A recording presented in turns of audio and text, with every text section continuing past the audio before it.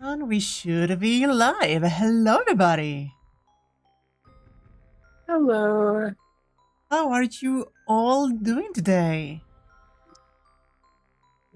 I see. Okay, so I didn't tell you yesterday, Anya, but so it just so happens that yesterday was Shirou Day.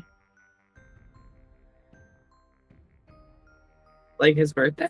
No, just Shirou Day. I don't know how it happened. I know that it's just his day. Don't worry about it. There were...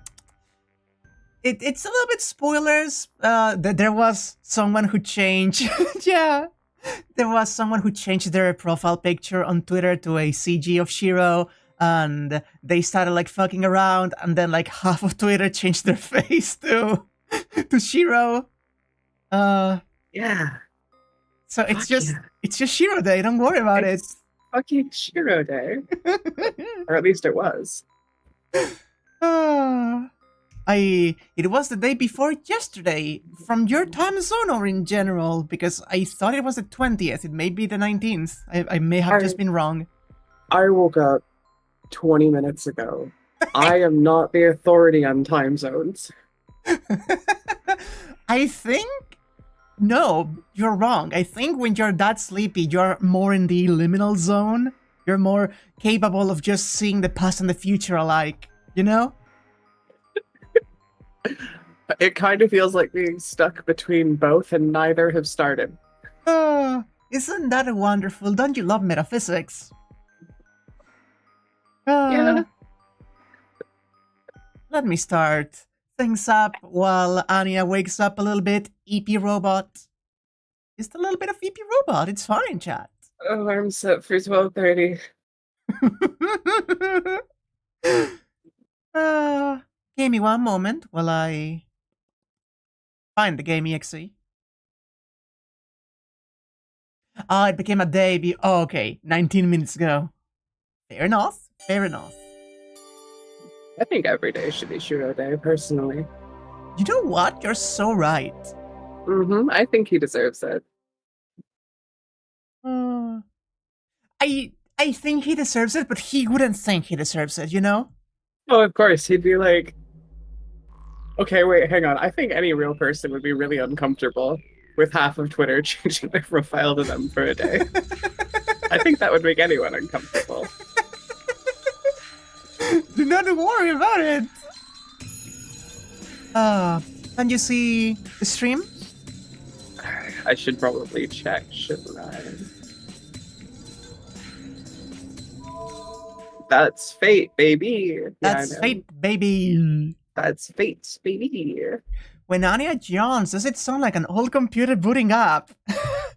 I think it's just a long, like, dial-up tone for like 40 seconds. Then I go, hello. Yes, I love it. Anyway, I think we're starting with one of Artoria's memories. Fucked up. A sky the color of thin ink, and a scarlet hill covered in corpses. Oh, we're seeing this! Oh! The clouds that hung heavily over the field retreat and declare the end of the battle. I know this scene. It's a sight I've seen many times now. This is one of the battles that Saber experienced. For she who was ever victorious, it was a scene of the aftermath of a battle that already went without saying. After this, she will return to her castle, receive great applause from the people celebrating her victory, and prepare herself for the next battle. This is her everyday. Nothing more than one of the 12 great battles she raced through. That's why I made such a misunderstanding that I was disgusted with myself. That is why she doesn't bask in the afterglow of victory and simply, calmly accepts the result. This is no dream. It is nothing else but a cold reality that can no longer be changed. From the moment she drew the sword from the stone, she ceased to be a person. That was because she succeeded to her father's throne and became a king who commanded many knights. And so she was called King Arthur, and Artoria, and the girl who had dreamt of becoming a knight changed her life completely. Now, it would be more accurate to say that her life was ended. The girl who still held some of her youth vanished in an instant, and only an existence as the King of Knights was allowed to her. She conducted herself as the son of the king. After all, the one who ruled over many domains and commanded the knights could only be a man. The only people who knew the king was a girl were her father and the mage. She literally covered herself in iron and sealed that fact away for her whole life. Why didn't I realize what that meant? She, who was seen by the most people of all, had managed to keep her identity a secret. Watching from afar like this, there's no way for me to know how much pain that caused her.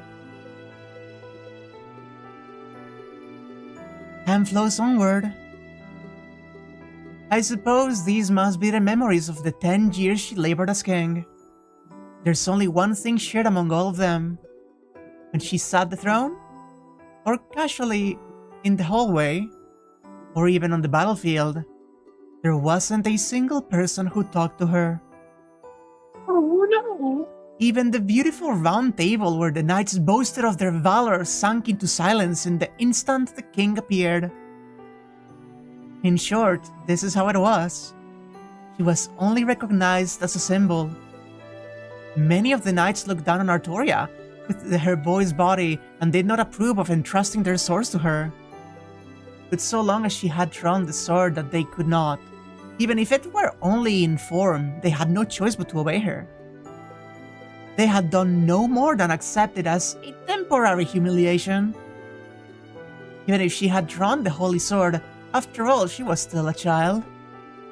Even with Merlin's counsel, no doubt she could soon blunder. When that happened, they could take the holy sword from her and select another king. God! Jeez. Oh, you poor baby. Oh no. Oh, Artoria! My heart. That was the intent of many knights. But the result was different. The knight who had only just come of age was an impeccable king. She brought together her domains that had fought amongst themselves and immediately repelled the barbarian invaders. Of course, that wasn't by the power of the Holy Sword. The Holy Sword was only something to protect the king. What protected the realm was nothing more or less than the king's own power. Thus, she always kept the knights in check with results. The Holy Sword protected her only from the source of the enemy. It couldn't help her to govern people's hearts. She literally ground herself to dust to be a king that everyone would idealize. And so, even the knights had no choice but to obey her. They squashed their discontent with their boy king with the thought that if that king were perfect, there was no problem. What she strove to be was an ideal king. The condition for their support was an ideal king as well. There was no place for Artoria to be human there. Oh, Oh, jeez. oh. So, you know? You know how we've been talking a lot about the gender stuff with Artoria? I did just notice that the knight specifically acknowledged her boy's body. Yeah. So aside from that, there's also many people mentioning that she was AKAB, assigned king at birth. Bruh. Bruh. You know? I fucking love this. It's so good, isn't it? The girl destined to be king. The mighty knight who drew the holy sword from that time ceased to age and emerged victorious from a dozen great battles. The more perfect she was, the more they shied away from her. The king who only became more isolated the longer it went on. That was her true identity. The most powerful boy mother.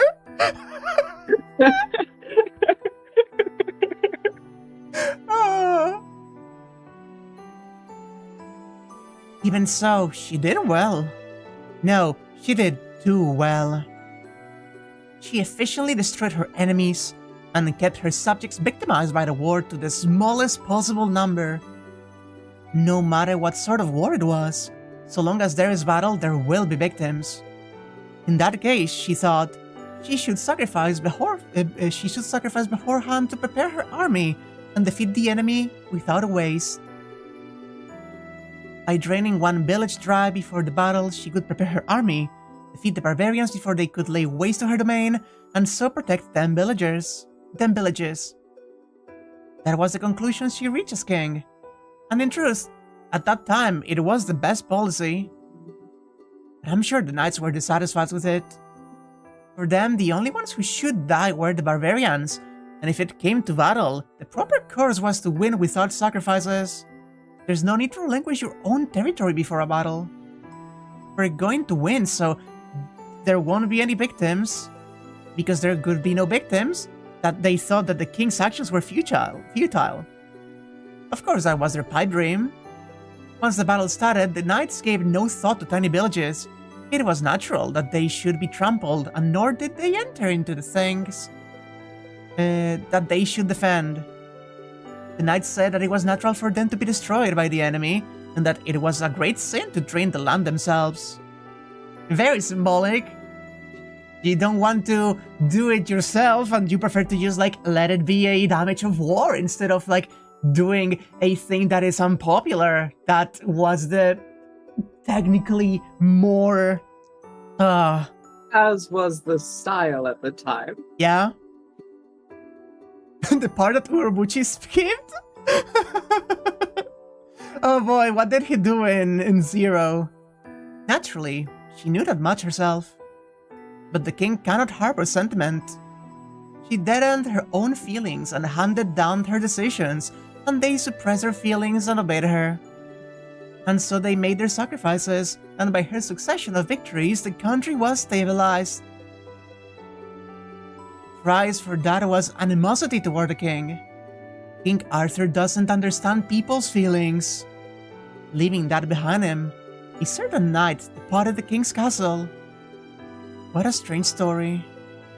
No one wanted her to be a human, and yet If she didn't have human feelings, they hated her for it. The age of war went on. The antipathy of the knights, who were already dissatisfied with her, was strengthened still further by the departure of that certain knight. Forcing every enemy and every problem of the realm upon her, they cornered her. Her collapse was in sight. Death if she could not resolve the problems as they piled up. And even if she could solve every problem, surely what awaited her was the same. But that was a trivial matter that concerned the king not at all. Be she abandoned, feared, or even betrayed, her heart could not change. No doubt that was because she had already resolved herself long ago. From the time she had decided to place her hand upon that sword, she had cast away her emotions. As seen already so many years in the past, knights from across the realm gathered and tried to pull the sword from the stone. But there was not even a single one of them who could draw it, and the knights became desperate to choose the greatest among them in a contest of horsemanship. The knights gathered together and headed for the proving ground, and forgot the stone that lay outside. It was an experience much like watching a festival from outside. In the distance were the valiant sons of the cavalry. The clatter of the knights was far away, and no one stood about the stone. What did she think, standing before it? Before she knew it, an unfamiliar mage stood behind her. You have to think carefully before you take that in hand. I won't speak ill of you, so stop while you can, he says. Once you place your hand upon it, you will no longer be human. He said, too, that if you take it, you will be hated by everyone and come to a gruesome death. There was no way that she wouldn't be afraid. If for no other reason than that the mage showed her what sort of end she would meet if she took the sword. No. But that gave her resolve. Even after she was shown her future, she nodded strongly. Are you sure? The mage asked her. Many people were smiling. I'm sure that can't be a mistake. She placed her hand upon the sword. The mage looked away as though he were troubled. A miracle requires a price. No doubt you will trade the thing that matters most to you. And left behind those prophetic words. Oh. It's the bastard! Yeah, it's him! It's Merlin! It's the boy! Fantastic. Mm. Never trust a wizard under any circumstances. I don't think we see the design of Merlin in Stay Night. Have I shown you how he looks? I feel like you must have at some point. I will show you at some point. Unless they do show him here, I don't know actually. There's definitely a poetry to the fact that one of the most influential collections of Arthurian myth is titled The Death of Arthur. God, I love this so much too. Artoria fucking rips my heart out! It's so well presented. Like, just... I know I keep saying that. I lack synonyms. It's really good. It's really beautiful. Ah, that's right. She had simply wanted to protect everyone. But in order to accomplish that, she had to throw away the emotion of wanting to protect them. If she had a human heart, she couldn't protect the country as its king. Knowing that, she drew the sword. Knowing that, she swore to live as a king.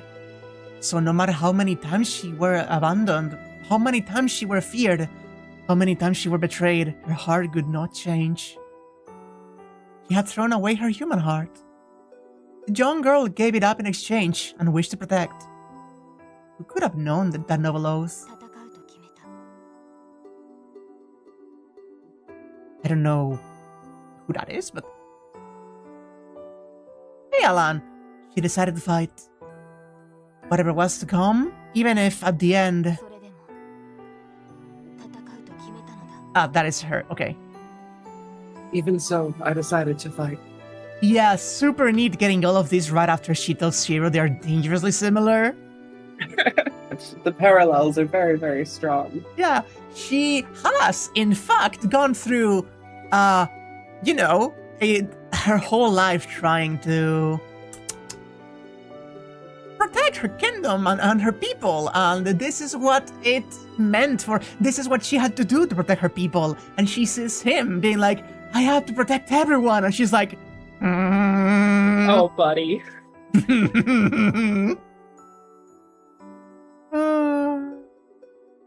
Oh, shut up, watchdog. Even if an inescapable, solitary ruin awaited her,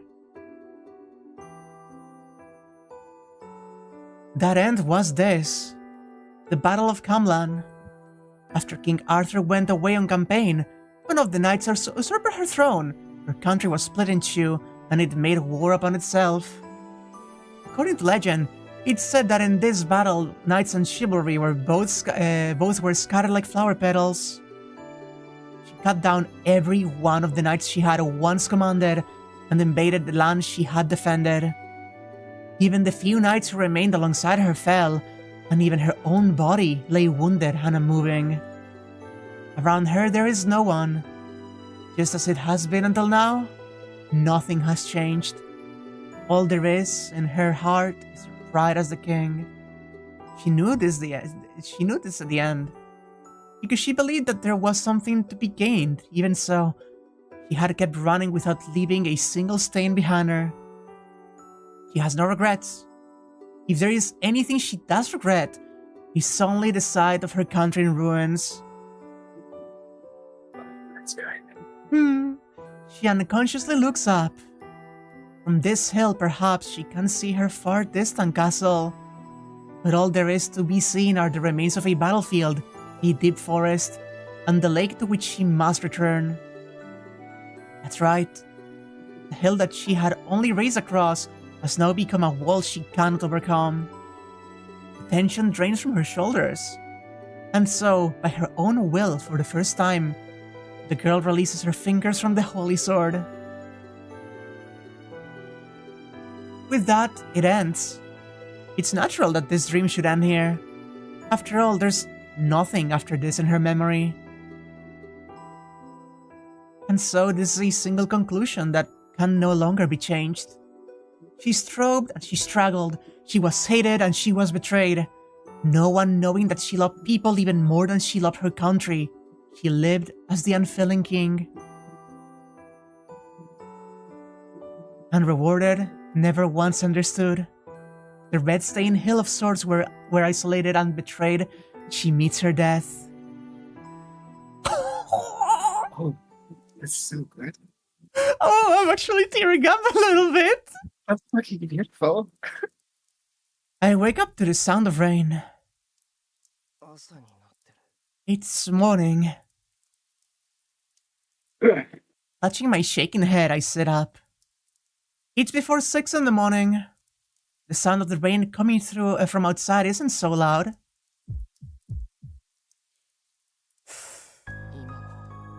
That dream just now.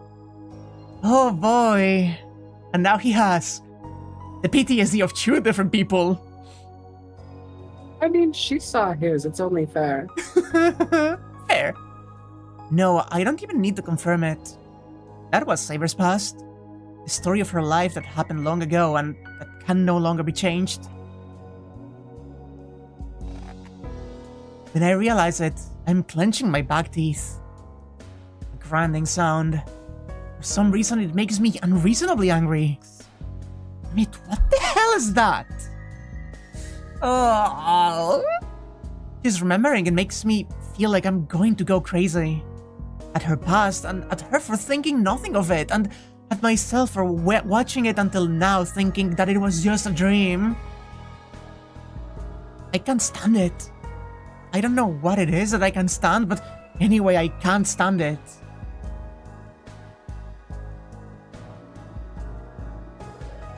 Don't care what's sitting in your chest or running your cardiovascular system. All you know is that it's kind of loving like the rest of me. Oh, Han, come on. I hate it. I just hate it. Any way you look at it, her life was unfair. It's wrong. All she ever wanted was for the good of other people. She never even wished that anything should be given to her in return. In spite of that, in spite of how hard she worked, that right up until the end she was never understood, that makes me mad. Something like that, isn't that much too unrewarded? The boy. That's right. If she worked harder than anyone, it's a mistake if she's not rewarded more than anyone as well. She has to accept the reward for the things that she's done. I'm going to pamper the shit out of her. But something like that, how can that be granted to her now? Is it really enough just to tell her she did well? Am I supposed to praise her and tell her she was glorious? Of course not. This isn't something that can be made up for with simple words. I know that. There's only one answer. That's right. If she's to be rewarded, can it not only be by settling the account of her life? It's wrong if the girl named Artoria doesn't get to be happy for as much as she fought long ago. But how am I supposed to do that? My thoughts stop there. I don't know how to make people happy. And at that, I realize my own distortion. I believed up until now to become a hero of justice, and yet all I've ever done is lend people a hand. I'd believe that if I could be of use to someone that way, then one day the people around me would be happy. No. If I didn't run on believing that, then I wouldn't have been able to hold my head up and keep going. Oh. God! The character analysis! He's finally putting the pieces back together. Oh, this is so good! This boy was shattered like glass, and he will become a mosaic. Oh my god. Helping someone and saving someone are fundamentally different. There's no way I can think of a way to reward Saber when I don't even understand that difference myself. He's so fucking broken. Yeah! The breakfast table is the same as always. I guess Tosaka and Saber must be pretty adaptable. There's a sense that they've already gotten used to Ilya being here. I forgot about her. So what are you going to do, Shirou? There are 3 masters left. It's not like the Holy Grail War doesn't have a time limit. So it will be bad if you don't start taking action soon. Besides, it's a little pathetic to always be the one reacting instead of acting. It's exactly as Tosaka says. There's no problem with my body, and Saber is completely recovered as well. Yesterday needs to have been the end of her holiday. Yeah, you're right. But even if we're going to take action, that will come at night. While the sun is up, we'll keep doing what we've been doing until now. Are you serious? Well, since we don't have any information on the enemy, I guess there's no point going out blind. So Saber is going to bully you again today, Shirou? Hey, Plasma, hello! She just said the quiet fart out loud! I'm going to do sword training with Saber. It's what we've been doing up until now, and I think as a master, it's a natural preparation for battle. When what Shirou and I are doing is training, I find your wording there to be in rather poor taste. No, well, yeah, this morning Saber's gonna be beating me into shape the same as she has until now.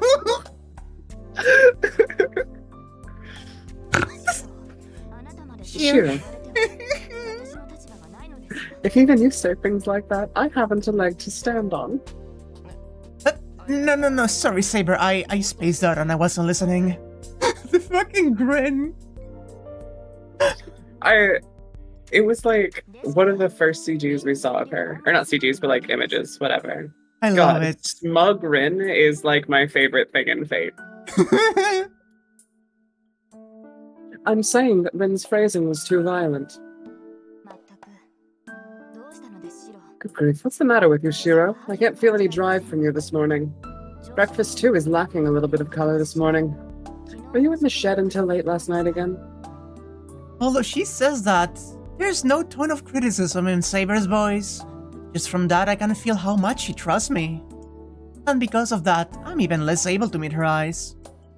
If I look her in the eye, I won't be able to help the scene of that hill floating into my mind. Very well. I'll put some life into you later. Well then, today too we'll be training in the dojo. Is that right, Shirou? I'll put some life into you later! Huh? She's gonna do what to him? I feel at this point, this boy is not beating the pegging allegations, you know? He's not beating the pegging allegations. Yeah, please. What about you, Ilya? Me? I'm going to do the same as yesterday too. I hate getting rained on, so I don't want to go outside. I see. It'd really help me if you did that. If you can, I'd like for you to stay in the house, Ilya. It's dangerous to go outside. Yeah, if you'll make me a bento like you did yesterday, I don't mind staying with you. It would seem that Ilya liked yesterday's bento. I'm a little ashamed that something as small as that made her happy. But if Ilya's happy, that makes me happy as well. Oh, well, so it'll be the same as yesterday then. I've got some things to look into, so I'm going to lock myself up in my room, but come and see me this afternoon. I've got something to talk to you about. Oh, yeah? Something to look into. Yeah, I think you already know about this, Saber, but ever since yesterday there's been something strange about the Ryudo Temple. They were so vigorously collecting magical energy and now they've stopped, so it's obvious that something happened there, right? Oh. Oh no. Well, of the remaining masters, the one at Ryudo Temple seems the most likely to be trouble as well. I'll make up a familiar or something and investigate the grounds.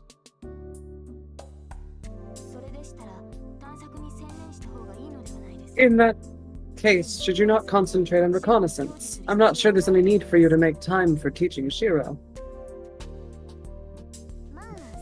Well, that's that and this is this. Sorry, but put up with it, okay? He still seems liable to get himself in trouble, so I can't leave him alone either. It's one thing to be killed by the enemy, but I'd be ashamed as his teacher if he messed up his magic and killed himself or something, right? Yes, it is as you say. I don't know what came over me. Saying that your lessons are unnecessary, Rin. I don't know what I was thinking. The reason is pretty simple, but, well, ignorance is bliss, as they say. Rin! You bitch! She just goes for the throat, huh? Well then, with luck with your training this morning. He's pretty tall, so it's for the best if you beat him to within an inch of his life. Oh god. I love Rin so much. Fuck. Jesus fucking Christ. She's the worst. Oh, saying something outrageous. Kasuka leaves the living room. Saber, I'll say this just in case, but don't take what Tosaka was saying too seriously, okay? She can only say that because you've never beaten her up. I remind her just to be sure. I'm not sure what Saber is so happy about. Yes, I know. I know your body much better than she does. Jesus fucking Christ! Let's go! Gently, she replies with those words.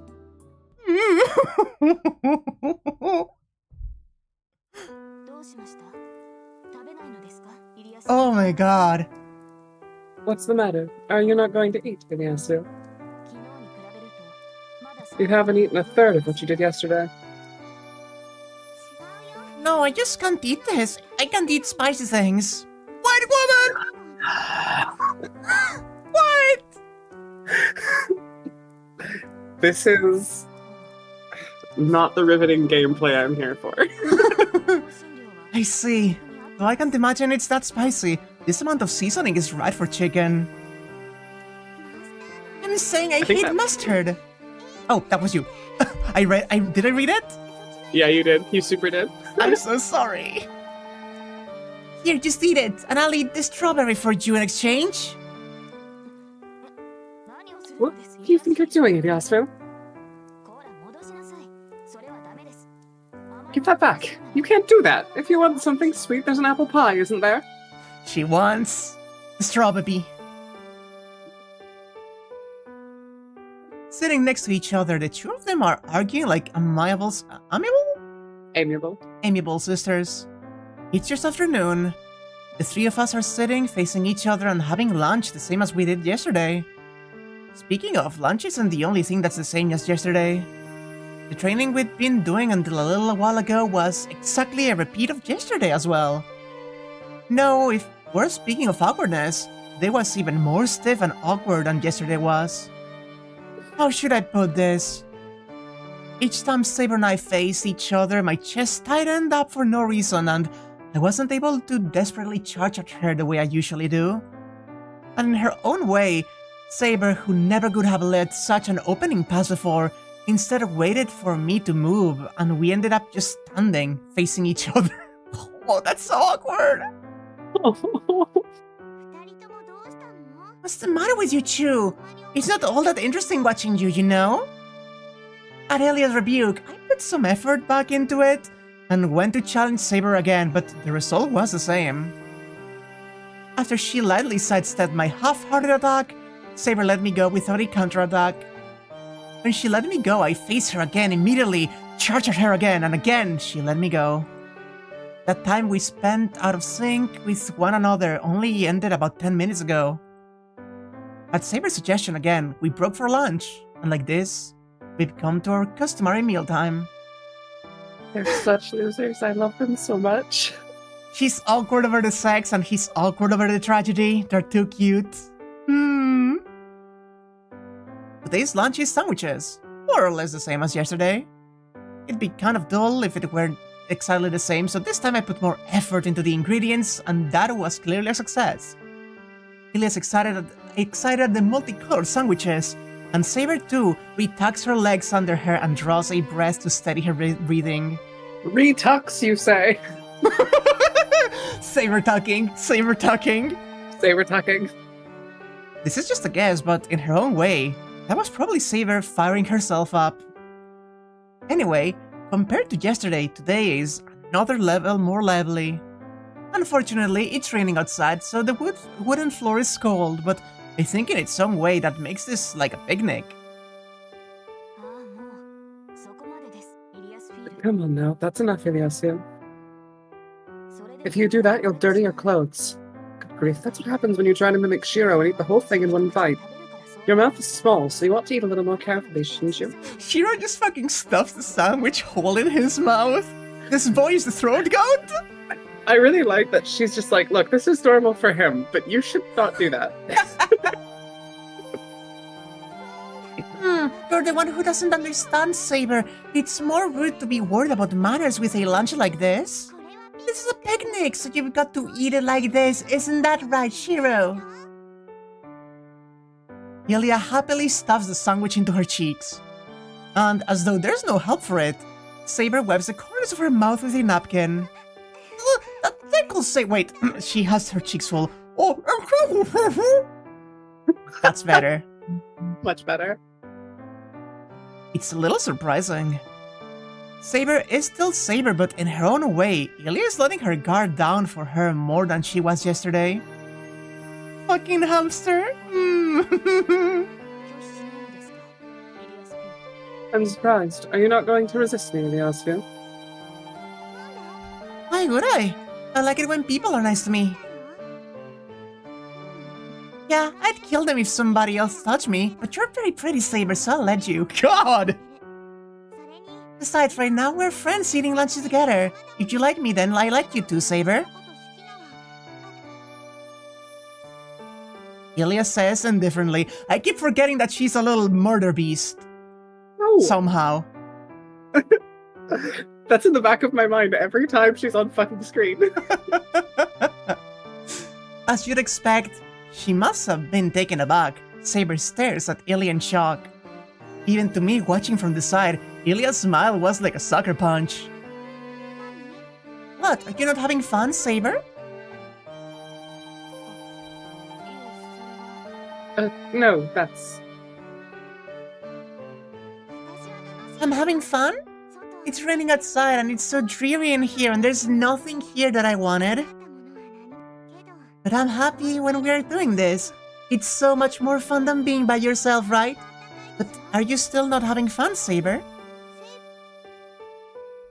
Cute.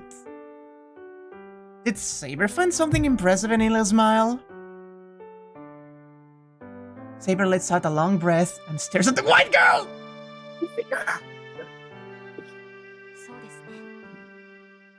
You're right. I very much enjoy this as well. Darn.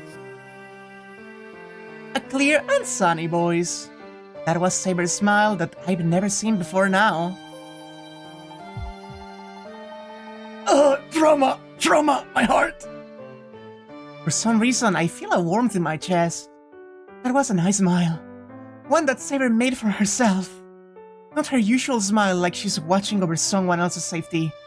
A smile for herself, made just because she was happy. I love that that was the same effect as when, like, he detected Berserker's bloodlust. Yeah! Shirou. Oh. Sorry about that. Okay. What? Shirou, what's the matter? Making a face like that. Has something good happened? No, not really. Wait, was I making a face just now? Yeah, you were. Like you were a dad or something. Like you were watching over us from far away. I hate faces like that. Like you were a dad. I don't understand what Ilya's talking about, but anyway, I guess that means I was smiling. There was something strange about you, Shirou. Like a father with his hands on his hips wearing New Balances overlooking a freshly cut lawn. I see, well, something nice did happen, so I might have been grinning without realizing it. Something nice? That's right. It was nice the way you were smiling just now. I was just thinking how glad I was that I got to see it. Oh, you cannot just fucking drop that on her, she's going to explode. You're gonna kill her! That's rather difficult. Such a thing makes you happy, Shirou. I guess it does. It's just like, I like seeing you make a face like that. Saber lets out a breath and nods like she's not really convinced. Then, I guess she must have thought of something.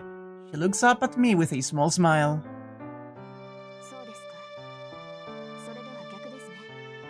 Is that so? Then it's the reverse, isn't it, Shirou? What's the reverse?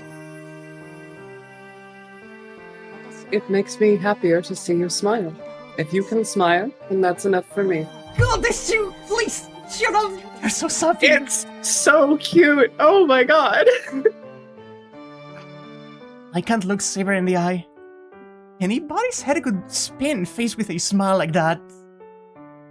Oh, I somehow managed to calm myself down and steal a glance at Saber's face.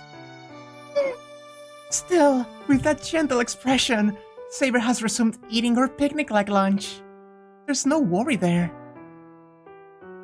There's nothing to be worried about, but something tugs at my heart. It makes me happier to see you smile. Yeah, with that smile I saw for the first time. She said something horribly contradictory. The fucking feedback loop of worrying about each other. Mm-hmm. In Tosaka's room, I listened to the sound of the rain.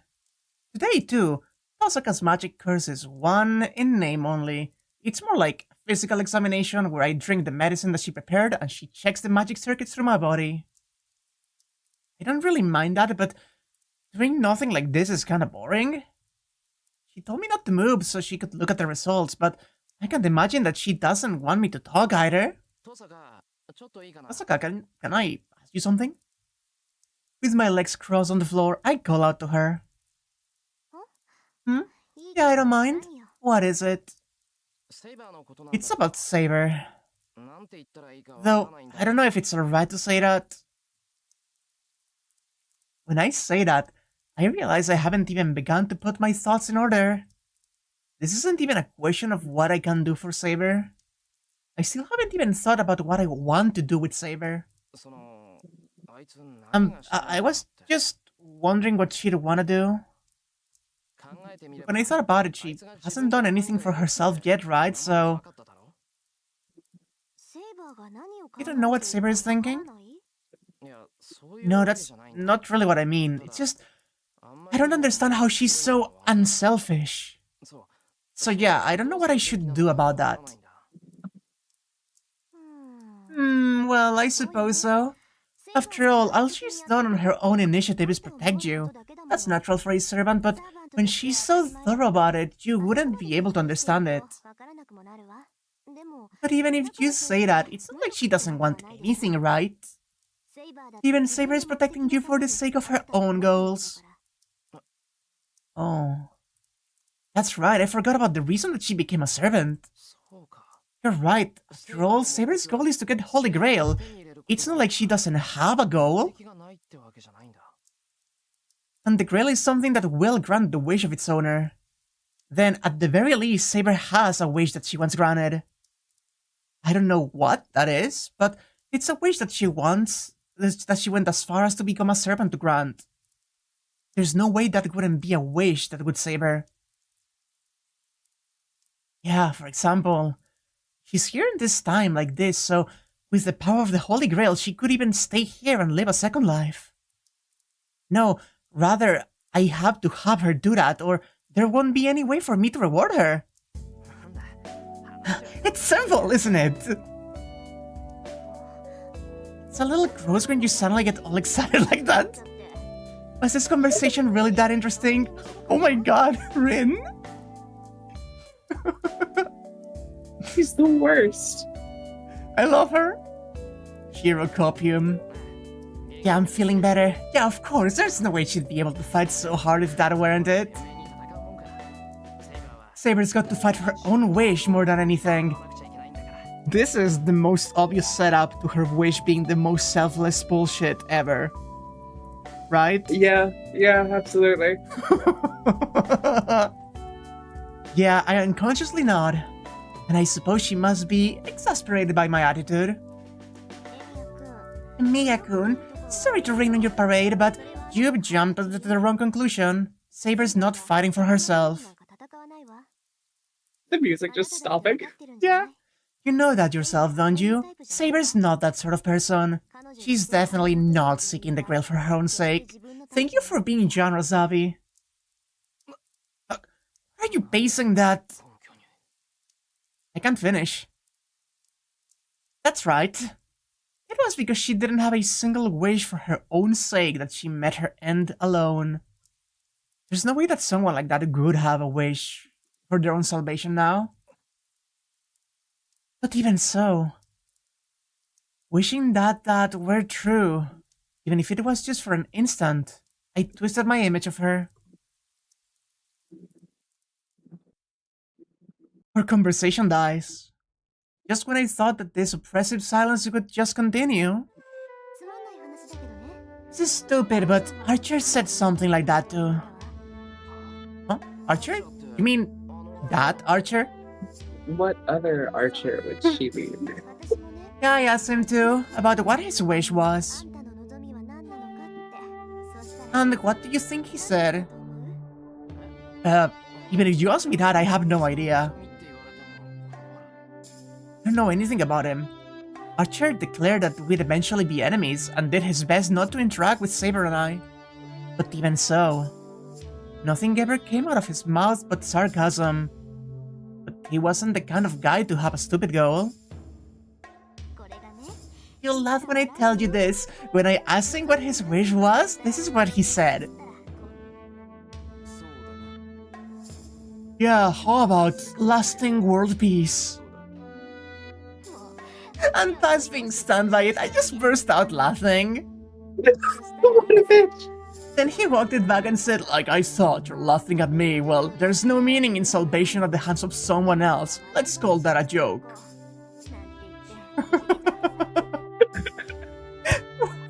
Rin, please. I thought it was because he was a guy like that he ended up heroic spirit and wound up employed by a little girl like me. I see. He didn't look it at all, but in his way he was a splendid knight. But don't get this wrong. If the Holy Grail really can grant any wish, then wishing for perpetual world peace is the worst wish possible. I mean, in other words, that's just nothing, right? A world without conflict is just dead. When things don't move, all they do is rot. Did you tell Archer that too? I did, and then he said, that's a wise man's idea. I agree with you, but even now I'm still holding on to the dream of a fool. Wow! I wasn't expecting extra Archer characterization this far in. So when I said, never mind that, do you have any other wishes? He replied, I do, but none I would need the Holy Grail to grant. I'll surrender my share of the Grail to you, or something like that. Pretentious, right? I'm sure that guy was a real lady killer when he was alive. God, he's so hot and sexy. Isn't that annoying? I didn't really get that sense from him though, but what was the point of telling me all of this, Tosuka? Nothing really, just that there are all sorts of servants out there. Oh, is that so? Well, I do have a feeling it will be helpful, so if you say it was for my own good, I guess it was. Well, now it's my turn. Well, it's about Saber for me too. Oh! Now that you mention it, you said something this morning, right? That you had something you wanted to talk about or something? Yeah, it's not really a big deal, but I'm a little bit curious. It's a little late for it now, but do you know the legend of King Arthur, Emiya-kun? Oh, does he now? Legend of King Arthur. I've learned more about it than I ever wanted to these past few days. Yeah? Yeah? About as much as anyone else. Well, I didn't know that King Arthur was a girl, though. Yeah, but her gender doesn't really matter. Even if King Arthur was a girl, there's no real need to change the legend itself. If she completely fooled the people around her, even if she were a woman, King Arthur would still be treated as a man. Force our authorization. Fortunately, King Arthur had a mage named Merlin. He was a devilish guy who it said was part incubus. So disguising King Arthur's gender or producing a child who should never have been born were probably both within his areas of expertise. Dick Wizard, Dick Wizard, Dick Wizard. Dick Wizard, Dick Wizard. We do love Dick Wizard. Don't trust wizards. Don't trust wizards. Advice for you, for chat, don't trust wizards. Yeah, that's probably true, so what about it? I'm saying the problem I have is the discrepancy between Saber in the legend and Saber as she is now. Hey, Emiya-kun, do you know what sort of a thing Excalibur is? What are you asking me that for now? Excalibur is synonymous with King Arthur, right? It was entrusted to King Arthur by the fairies, a famous sword that said couldn't be damaged and that there was nothing it couldn't cut. Like I thought, I figured you'd say something like that. Tosaka giggles triumphantly. Did I say something funny? You did! You made the same mistake that King Arthur did. If Merlin were here, he'd smug you and call you an amateur. Yeah, but why though? That sword in the stone isn't Excalibur, is it? That sword broke somewhere along the way, and after that, the Lady of the Lake entrusted Arthur with his sword, and that's Excalibur, right? That's right. When King Arthur took Excalibur, Merlin asked this. Oh, King, I wonder which it is thou dost prefer. The sword or its sheath? Without any hesitation, Arthur answered the sword, and Merlin rebukes him. Be not mistaken, the sword is something to strike down thy enemies, but the sheath will protect thee. So long as thou dost wear the sheath upon thy person, thou wilt shed no blood, nor wilt thou take wounds. The thing though truly our treasure is not the sword, but its sheath. Osaka ably acts out Merlin and King Arthur. Jessica would be a theater kid. She's so good. You're really getting into this, huh, Tosaka? And what is it you're trying to say here? But I've told you this much and you still don't understand. In short, King Arthur is immortal. Excalibur is an invincible noble phantasm for both attack and defense. So normally, even if Saber were wounded, she should heal right away. Osaka, Saber actually does heal even if she's injured. That's true, but I guess I can't really see Saber's self-healing as anything other than forced technique resulting from her vast store of magical energy. Anyway, I have a feeling it's different from the sheath of the legendary Excalibur. I say, if you say so, Tozuka, you're probably right. This is such a fate moment, right? Then I have a question. You say that King Arthur was immortal, so in that case, how did he die? King Arthur dies at the end of the legend, doesn't he? Oh! Tozuka's mouth pops open. After she freezes like that for a few more moments, she grinds her teeth together and looks away. Hey, look! You actually answered. You asked the same thing that Shirou did. Oh, bless. That's right, Excalibur's sheath was stolen by the enemy somewhere along the way. Yep, that's an elementary mistake. I forgot about that part too. In the legend, King Arthur's fall began when he lost the sheath he was told he must not lose. There we go! It answered, don't worry about it. So, does it make sense now, Tozuka? It does. If you want to laugh at me, go right ahead. Liar. It's obvious from the atmosphere that you will hit me with an axe kick or something the instant that I laugh. God, I love her so much. If you get it now, that's fine, but why are you worrying about it? Whether Saber can be injured or not doesn't have anything to do with you, right? Shut up! What? I just got a little excited thinking that if it were true, she really could be invincible, and that's kinda hot. Even I make mistakes sometimes. She just has such a crush on Saber, huh? She just likes Saber so much. This is tricky. Would it be for her own good if I told her it's not sometimes but frequently?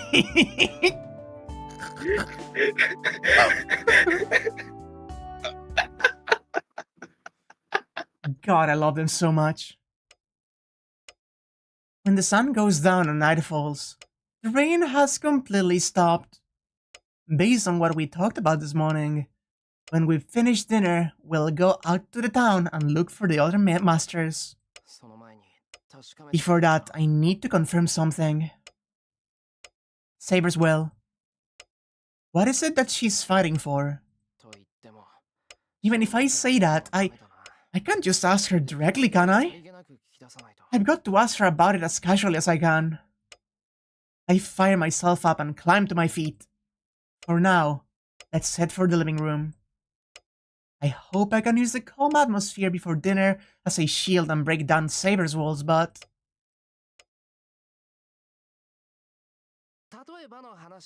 So just hypothetically, if we don't win the Holy Grail War, what should we do? Then, no matter how much I ponder it, I can't come up with any good idea, so I just cut straight to the point. Eh? Huh? three of them, in their own ways and with their own mannerisms, give the same response. I'm talking about after we win. I'm asking, what should we do with it if we get the Holy Grail? I get that without you having to explain it. What's gotten into you to make you ask something like that? Although they don't actually nod, Saber and Ilya are making faces like they feel the same way. I guess it really was kind of unnatural to just come out and ask. You can't just go out and ask. Goes out and asks. But even so, I have to honestly see it through this time. No, it's just a thought I had. Look, there are only 3 other servants left, so it's not weird to be thinking about that kind of thing, right? Now that there's so few, the end is clearly in sight.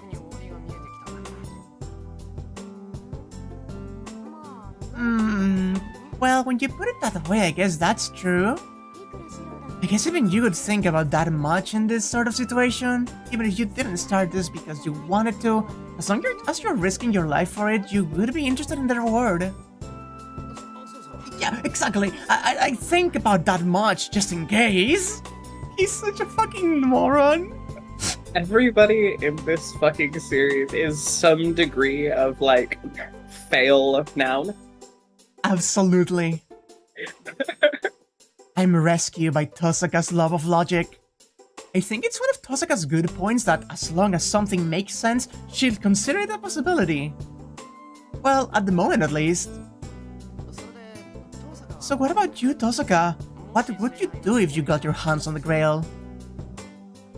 I ask as naturally as I can. I'm actually so curious. I was only thinking about winning, so I don't have a wish I want the Grail to grant. I figured that I'd get the Grail first, but I wasn't thinking about what I'd do with it after that. That tracks. So she's just fighting because she doesn't want to lose. Well, no, I figured maybe something like that, but to think that it actually was. The glass onion. I'm stunned. You look like the one to think about things the most, but you actually think the least on your brain.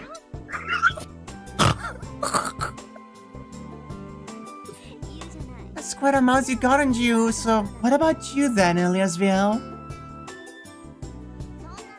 I don't know, I was just told that the Grail is mine, so I mustn't let anyone else have it. It's mine to begin with, so of course I'm not going to be interested in something like that, am I? Oh, so basically you're saying that the Grail War is more fun than the Grail? Of course it is! I just came here to win. I don't care about how to use the Grail. They're both the same. They're exactly the fucking same.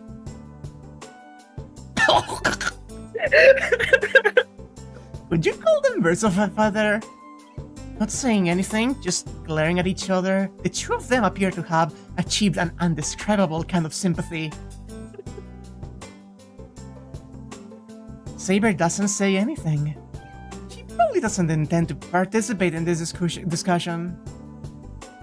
But, however much Saber doesn't want to, I have to ask this question now. I more or less understand what you two want. I nod as naturally as I can. So what about you, Saber? Putting his hands behind his head, like cracking his back in the chair. So. I call out to the silent Saber. Saber doesn't reply. I suppose they must have realized that that was no trivial thing. The two of them who had been arguing, look over at Saber. If you counted the time, that silence probably lasted a whole minute. I believe that by now this goes without saying, but to acquire the Holy Grail is my duty. I am King Arthur of the Britons, and I seek the Holy Grail. I am Arthur, King of the Britons. I don't know how much the Grail is capable of. But so long as it is the Holy Grail, I must acquire it. And of course, if the Grail can grant my wish, then I will have it granted. She said it. Certainly, Saber said that she had her own wish. I see, and what is that wish, huh? Hmm? Suppressing the pounding in my chest, I calmly asked her. Lasting world peace. Saber doesn't answer. If that's the case, that's fine. If she can't answer, then there's a strong chance that it's something selfish. Judging from Saber's personality, she'd be hesitant to talk about a wish that would only benefit her. So, rather than hear her speak a vulgar wish, it would be better if she didn't say anything at all. That feeble whine rises in the back of my mind. What? Is it really that difficult? Grandfather said that servants wish to be reborn into this world. That heroic spirits seek the Holy Grail so that they can have a second life. That's true for you too, isn't it, Saber? At those words, I unconsciously raise my head. If that is Saber's wish, then there's no problem. But that's... No, I have no interest in a second life. My goal is only to attain the Holy Grail. In the first place, I became a servant as payment for acquiring the Holy Grail. I'm sure I knew that was the case. There was no way that she who placed her hand on the Holy Sword, who had made that oath, could seek a second life. Wait a minute, you became a servant in exchange for getting the Grail? That's the contract you made when you became a heroic spirit? Yes, as the condition for my becoming a servant, I requested the Holy Grail. Huh? So what, you're saying that you're not a servant who was summoned to get the Holy Grail? Oh, what? Were you saying something, hon? Anya? Oh! There we go. Hi? Hello! Hello! She's back. Sorry, it just keeps dying. Don't worry about that. I just heard you say like, shh, and then you disappeared. Like you fizzled out. You know what's great? I think that's the only sound I made as my connection died. I think I literally just fizzled out. So what, you're saying that you're not a servant who was summoned to get the Holy Grail, but that in order to get the Holy Grail you became a servant of your own accord? She must have been plenty shocked after Tosaka rattles on like that for a minute. She quizzically tilts her head at her own words. So in short, it's not that you were summoned because you're a heroic spirit. You decided yourself to participate in this fight? But as long as you're a servant, you're venerated as a heroic spirit, so you will never be able to affect this world yourself, right? So, in that case, Saber, you're actually not that far off the rules that govern the other servants, are you? Give me a second, I need to put my thoughts in order. He's like trying to figure out the mechanics behind what she's talking about.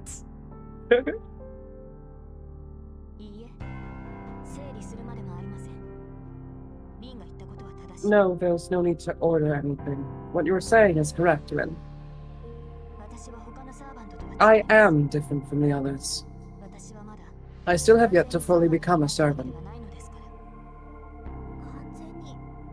You haven't fully become a servant? What do you mean you haven't fully become a servant? No, in the first place, what does it mean to become a servant? Saber said that as the price for acquiring the Holy Grail, she accepted to become a servant. In other words, that means... Wait a second. You're not saying that servants are forced to fight against their will in exchange for something?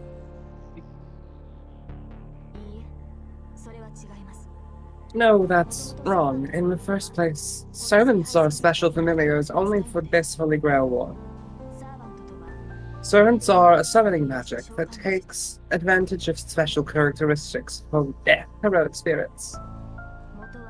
They are heroic spirits to begin with, so there's no rule that says servants must work for their bread.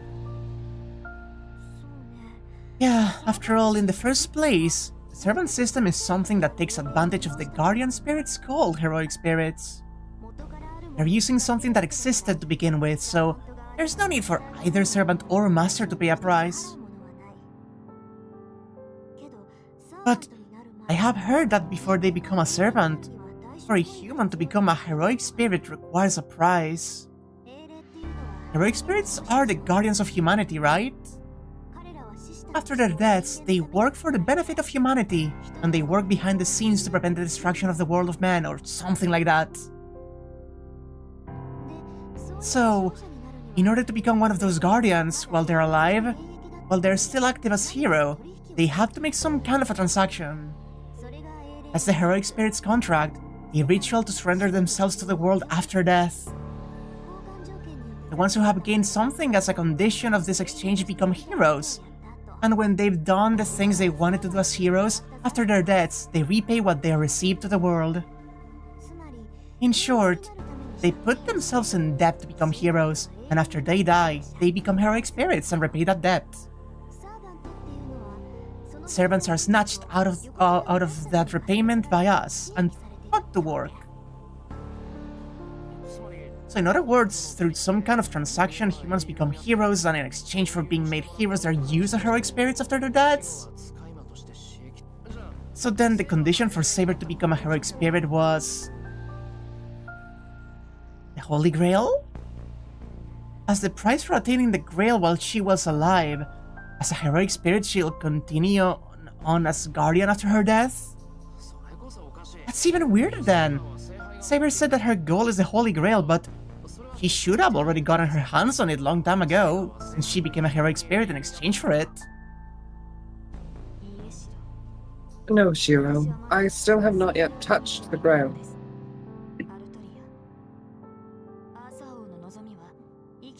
Artoria, King Arthur's wish, was to gain the Holy Grail in life. Before I died, I had still not obtained the Grail. For that purpose, I accepted the condition that if the Grail would come into my hands, I would agree to become a guardian after my death.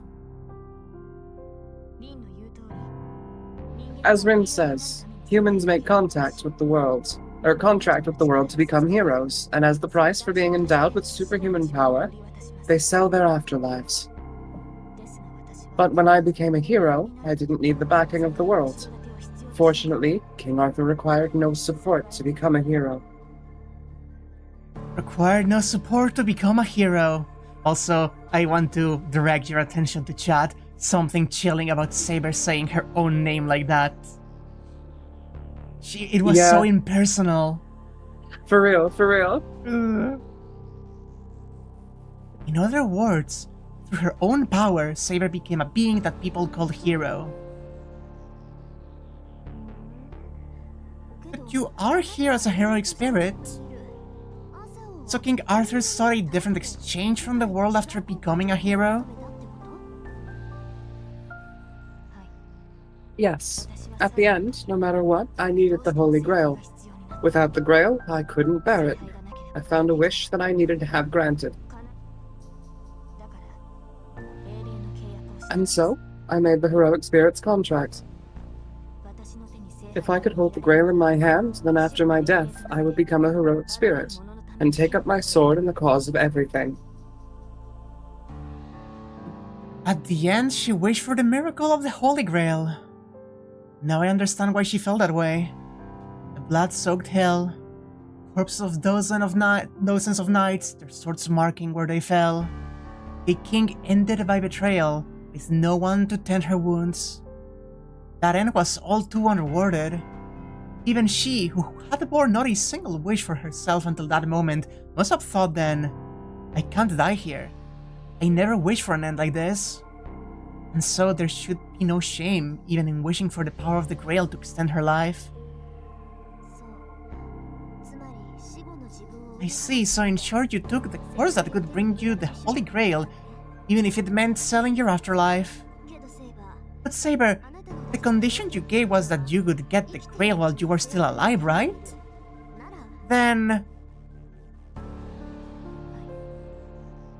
Yes, I couldn't finish my quest for the Holy Grail while I was alive. Right at the end, King Arthur, never obtained the Holy Grail. Once again, the pause. The pause. It's so good. But in such a case, the contract couldn't be concluded. In order for the world to make me a heroic spirit, King Arthur had to be given the Grail in life. That's why. King Arthur won't die without getting the Holy Grail. No, can't die. Then you... Yes, I, who was called King Arthur, am frozen the moment of my death. From the perspective of the axis of time, I am long dead. But in that case, the contract can't be fulfilled. At the moment of death, King Arthur was summoned as a servant. And after I have obtained the Grail, I must die. Yep. There it is. Holy shit, that's so cool. Yep. There it is. Holy shit, that's so cool. Oh my god. So it's not that time has stopped, it's that you're stopped in time. No matter how many times you fight as a servant, it doesn't matter because it's already decided that in the end you will gain the Holy Grail and fulfill the contract. That's right. One day, I will gain the Holy Grail and fulfill the contract. It is because of that even before becoming a heroic spirit, I can be summoned to any age, based on the condition that it is already determined that I will one day become one. God! That's so fucking cool. Yeah, there is like a chart in the wiki that kind of puts it into perspective where everyone just like dies and just gets put in the throne, and from the throne just like gets sent to the iterations are summoned to various Holy Grail Wars, but not her. Her is just in the moment of death just summoned somewhere, and if she doesn't get the Grail, she just slingshots back to the moment of death and gets summoned again. That's so incredibly fucked up in like the coolest possible way. That's so... Sorry, I just gotta praise Fate real quick for just showing you really like intricate rules and then playing with them for dramatic effect. Right? It is like, you know, the most basic of these anime storytelling things, but God, is that fantastic. I love it so much. God. Yep, the throne thing is basically a snapshot of the heroes where Saber's actually just Saber at the end of her life. You just aren't immune to Saber. It's just a fact. No one is immune to Saber. I think that's you. Oh, sorry, I was too busy Don't worry. going off. That doesn't only apply to the Holy Grail in this town. If there's a chance that I can gain the Holy Grail, I could be summoned to any battlefield. So doing, one day I will gain the Holy Grail, and in the moment that my wish is granted, my time stopped at the moment of my death will begin to flow again. King Arthur will meet her end, and as a price for obtaining the Grail, I will become a heroic spirit. God, I love it. So it's like dreaming a dream you can't wake up from at the moment of your death. For Saber, this Holy Grail War is just one of those dreams. Oh my gosh. And she will only wake up from the dream when she gets the Holy Grail.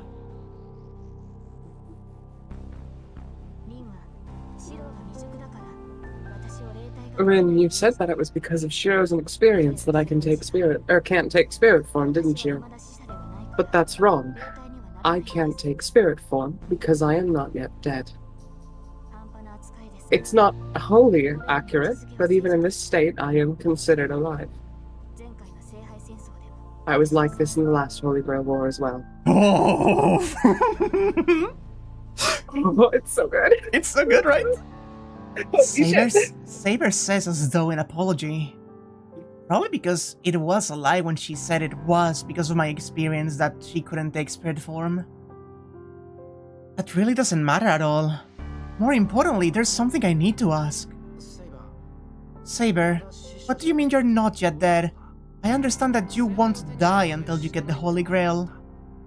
But from this conversation, I also understand that it's not like you have been alive since the time of King Arthur either. But if that's not the case, then what are you? It's not like you're a copy or something, right? Yes, the heroic spirits who are summoned here are all copies of their true selves, but I have not yet achieved that rank. Until I obtain the Holy Grail, I have been summoned from a stasis at the moment of my death. Just as Rin said, King Arthur is stopped in the River of Time. I can leap forward or backward from that position, and after I have searched for the Holy Grail, I will return to the place where I am stopped. Oh, hi! Oh, there it is! Holy shit! I didn't think that this was actually a thing we would see. I draw a map inside my head. I see, when you draw it out, it's pretty simple. King Arthur is frozen just before death. But whether she's stopped or not doesn't matter to the flow of time. It just flows on in the present. And she can leap from to any point in time, and when her job is done, she'll just return to where she stopped.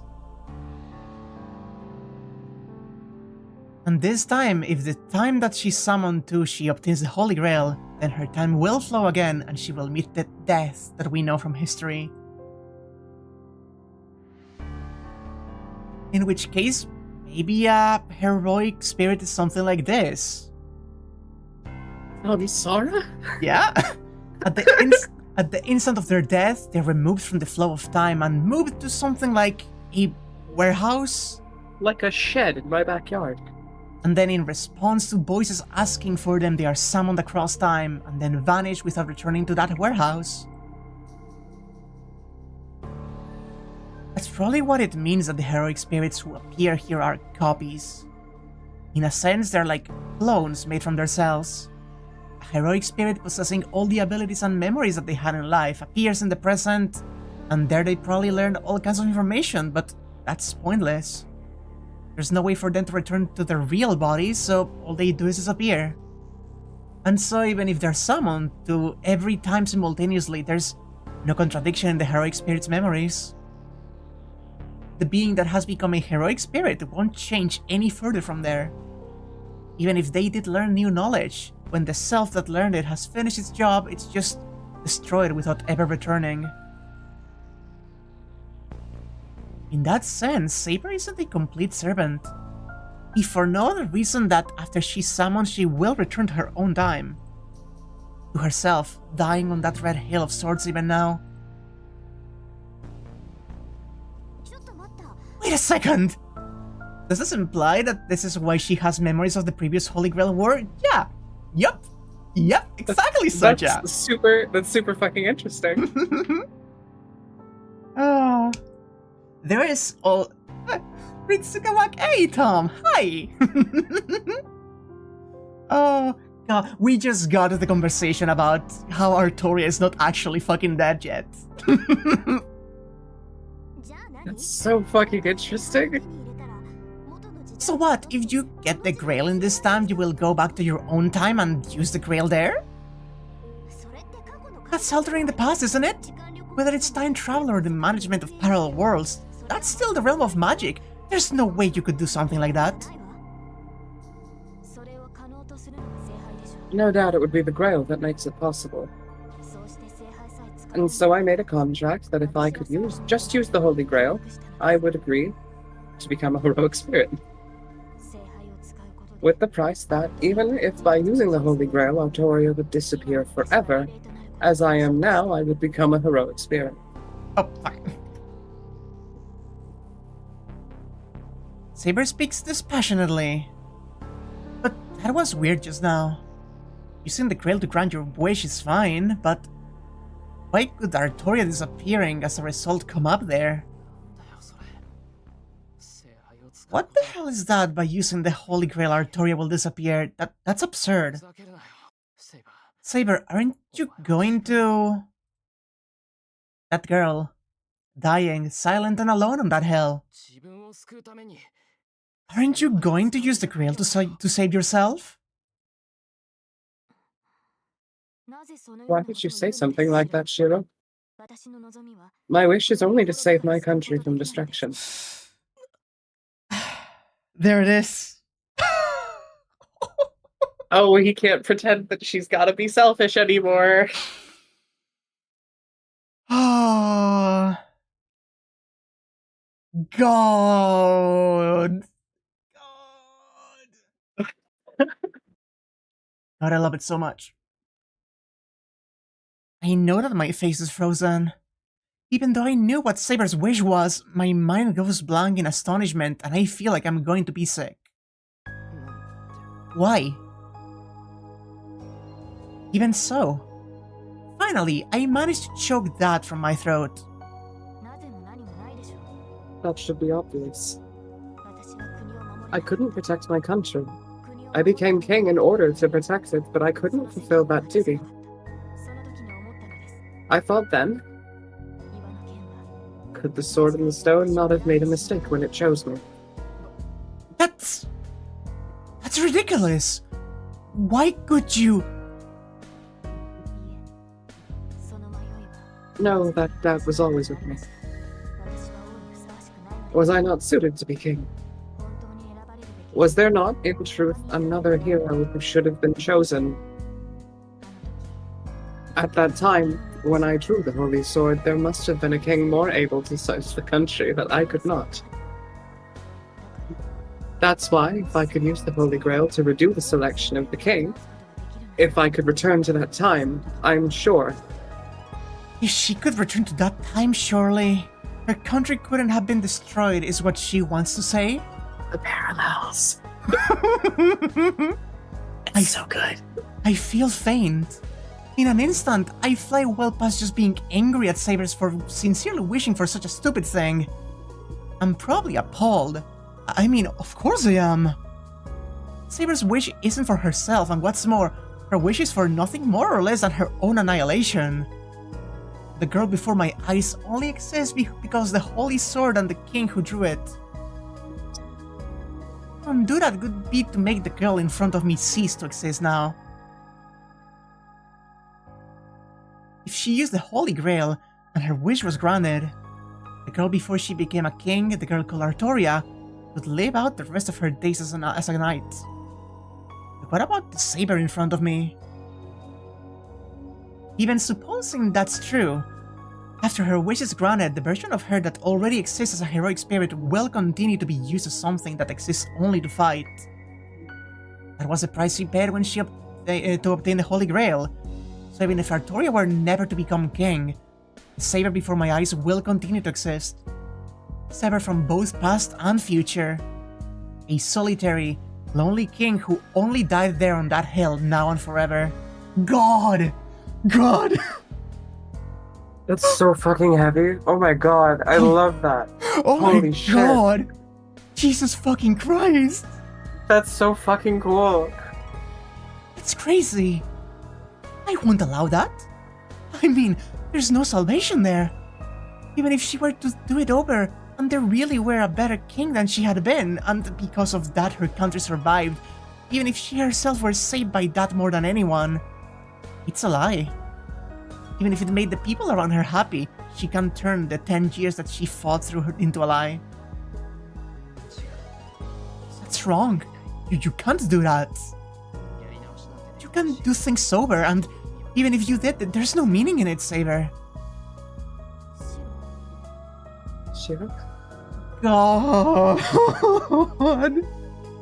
I'm losing it, actually. The 10 years she fought through? The parallels? Don't use the Holy Grail for something like that. You fought to get the Grail, haven't you? Then you should use that miracle for your own sake. What? I'm saying that I'm going to use the Grail for myself, am I not?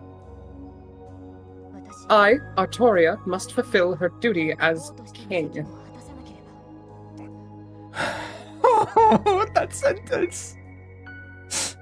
That sentence. I'm going to speak of this sentence actually. I need to actually send this one over. One moment. Because that fucking hurts. That fucking hurts. It's so fucking... Oh my god. I'm saying, why are you the only one who hasn't figured this out? You've done your duty already more than enough, haven't you? You fought so hard, Saber. Even feared and betrayed, you still didn't give up. On that hill, right to the end, you never took your hand off your sword. So why? Why is it just you who has to keep that oath even after you're dead?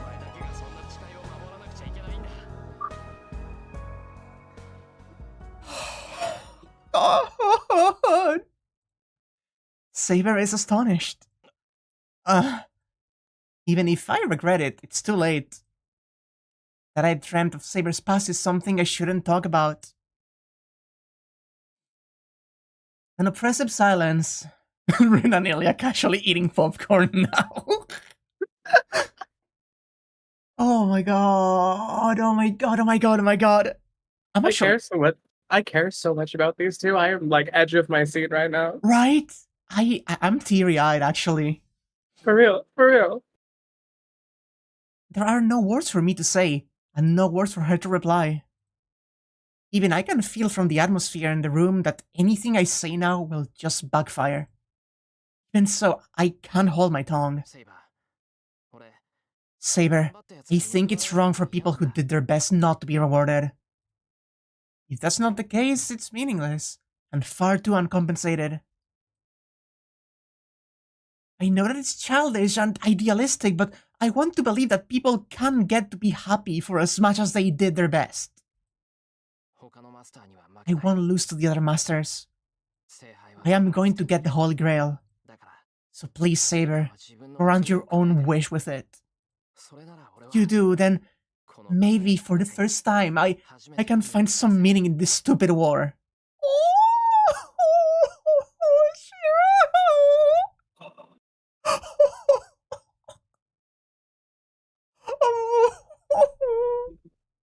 I'm actually crying. Wait, no. Oh no. That's so beautiful. Oh my god. Oh my god, I'm actually crying there. That's lovely. Oh my god.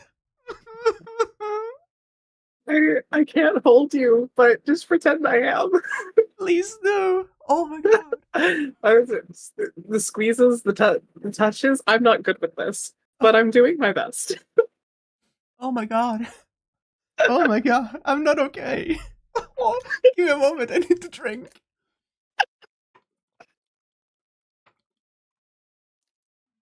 Oh my god. Oh my god. That's the first time I cried on this Fate streams, I think, right? Oh.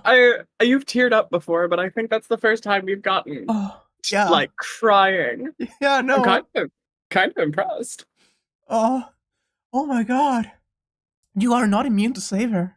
None of us are immune to Saber. That was the conclusion that I came to. I don't know what the Holy Grail is, and I don't even know if getting the Grail is right. But if winning will save Saber even a little, then I'll take on this fight with all of my strength. Huh? The heavy ringing of the bell and the house plunging into darkness are simultaneous. The atmosphere in the room completely changes. Oh fuck! No! What? Not right now, dude! Even though the electricity suddenly shut off, Saber, Tozuka, and I don't say a single word and feel for any presence just with our senses. My heart's fucking pounding. The heavy ringing of the bell stops, and the living room falls utterly silent. But there's some kind of rustling sound, like some kind of light thing scraping together. The alarm bell. That was this house's boundary field? I wordlessly nod. It was the same sound as when Lancers knock in. Then it goes without saying. The sound grows closer and more numerous. a clattering sound. It makes me think of moths gathered around the flame. The living room is the only place with no sound. It hasn't even been a minute since the power went out, and the living room is surrounded by a mysterious sound. Oh god! Oh god. Enemies? But for a servant, this is... The numbers are too many. I'm not much of a mage, but I can feel that the magical energy surrounding us is coming from multiple people. Even a cursory sense tells me 20. But for all that, it's strangely light. And I cannot feel any human will. The things making the clattering sound are like hollow dolls. Oh, like I thought they'd come. Up until now, they've just been running away from me, but they jump in as soon as Berserker is gone. Really, what a mercenary servant. Then, in total contrast to our tension, Ilya is exceedingly calm. Ilya, do you know who they are? Of course I do. There aren't any servants I don't know. The one outside is Caster, and she's brought a lot of something with her. Well, it seems their golem is made from dragon's teeth. Oh. Ilya readily declares. Then, at the same time, the sound grating against my ear stops. I pick up the wooden sword I left in the living room. Saber and Tosaka both seem to be waiting to see what I do. Shit. Fuck.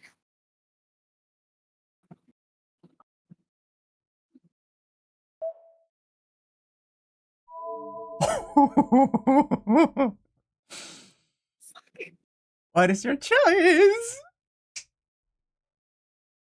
Leave Caster to Saber. Leave Caster to Saber and protect the other two here. I'll leave Caster to Saber. There aren't any servants now who can defeat Saber, and more than anything, fighting Caster is a perfect matchup for Saber. Being a mage, Saber with her powerful magic resistance is Caster's natural enemy. Saber, can you go out there? Yes, if it's Caster, then I should go alone. Oh, she's back in the armor. It's so good. That is the correct decision, Shirou. Alright, then we'll hold out here ourselves. You just concentrate on defeating Caster, alright, Saber? There she goes.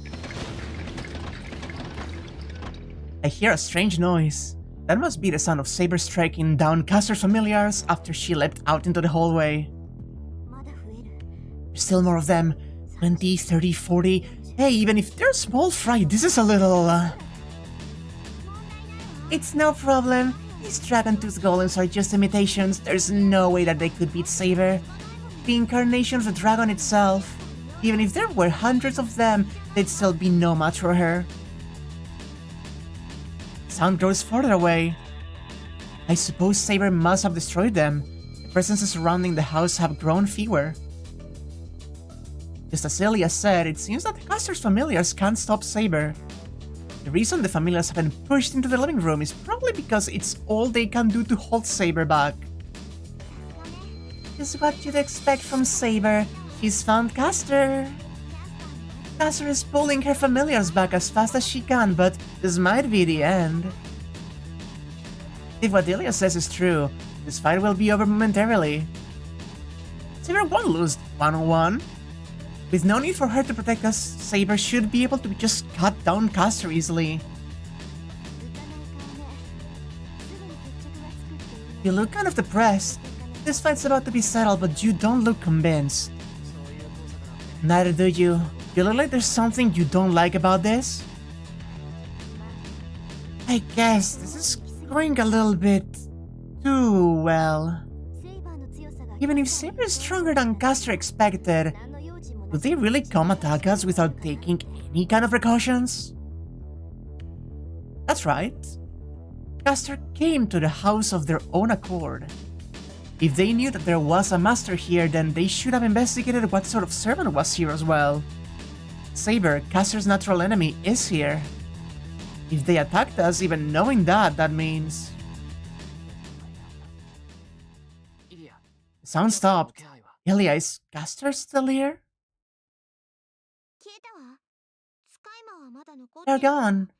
The familiars are still here, but the only servant left is Saber. The familiars are still here? Shirou, your arm! What? Huh?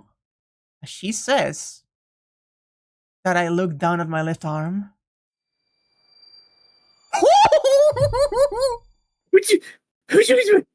What was that?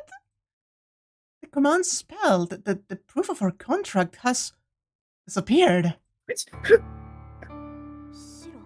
Shirou, did you use the command spell? Oh no.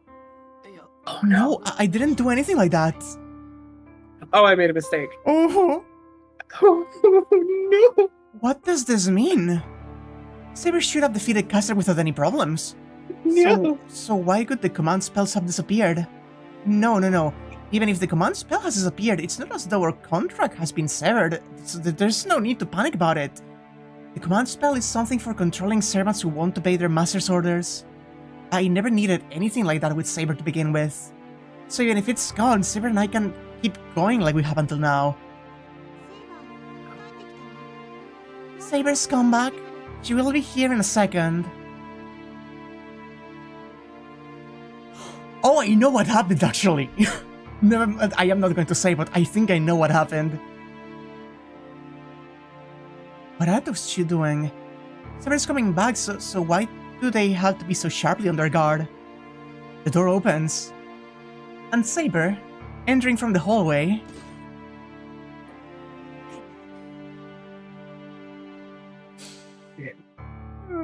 painfully clutching her chest, she returns. Saber? I ran over to her.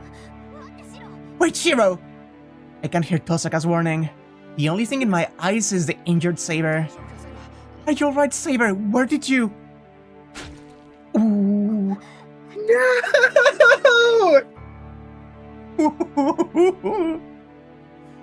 I don't even know who said that actually. Me neither. No, run, Shirou! Saber, stop!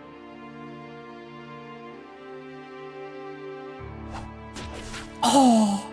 No! With a single blow, she splits me from my shoulder to my groin. The beautiful stroke delays the pain, and the mysterious automatic healing is ineffective only against Saber's sword. Oh gosh. Saber! My consciousness retreats. Before I die, more than the fear of death, to the end the question of why Saber struck me down lingers in my brain.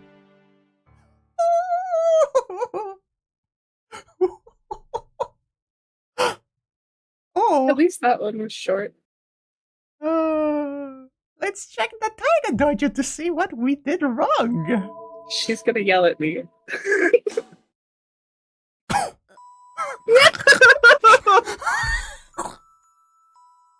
Sun music and Saber is there.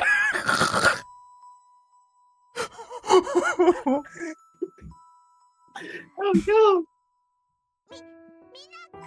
Good evening, everyone. This is the Taiga Dojo, the Q&A corner for helping Shirou when he gets instantly killed by a mistaken choice. Now then, the cause of this time is...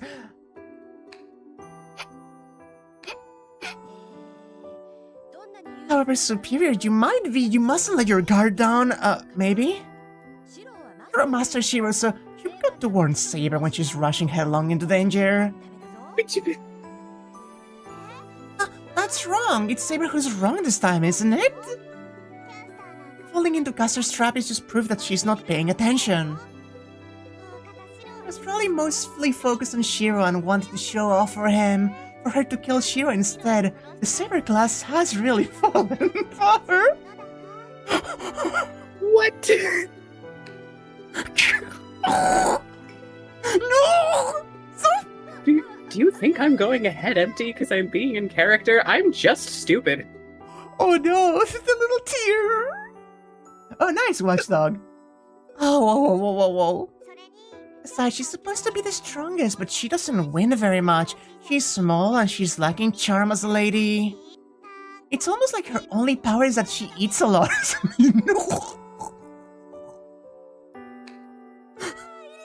Ilia-chan, stop. Stop. Stop. Saber-chan is sorry, and rubbing salt in the wound is unseemly for a martial artist. Is that so? In Bushido, there's no passion, no love, only sympathy or something? There's no hell. Oh. Hello? Hello. Can you hear me? Yes, we're back. Hello. There's no help for it. I'll overlook her ineptitude this time. But it's true that you've got to keep a tight grip on Saber's leash. I mean, if you don't, then in the other dead ends, you know? Excuse me! Oh, teacher, what's with the corporal punishment? Like I said, you're not allowed to talk about that. Spoilers are bad, and you can't go making Saber-chan angry. Spoilers are bad, thank you, Taiga. That girl's seriously scary when she's angry, you know? A little while ago, there was a kid who teased Saber-chan and had a near-death experience. Oh, you're talking about that thing on day 13, right? That was so much fun. Wait, Taiga, did you hear like a just now? I didn't hear anything. Ah! A rival appears! What's that? A weird thing showed up riding another weird thing? Oh god! They're also getting killed here? Oh god!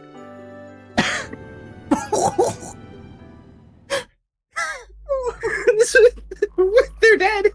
There's Berserker Saber, you know? Just little lion Saber, don't worry about it.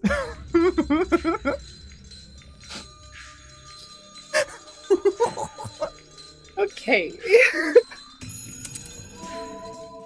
Let's actually choose right this time. Go out. Leave Caster to Saber. No, I'm kidding. The Lion of Lions. Go out to fight with Saber. It's clear who the enemy is. If the enemy servant, Caster, brought their troops here and attacked us, then there's only one thing to be done. We're not going to get anything done sitting here, Saber. Come with me. Tosaka, you look after Ilya, alright? Why? No, I don't need Rin to babysit me. Yes, you do. I don't want to babysit you either, but you said that you could do as Shirou told you, didn't you? He's telling you to, so be quiet and do as he says. Based Tosaka. I don't care about that. I'd be way more useful than Saber. As Ilya continues to whine, Tosaka pins her arms from behind and covers her mouth with her hand.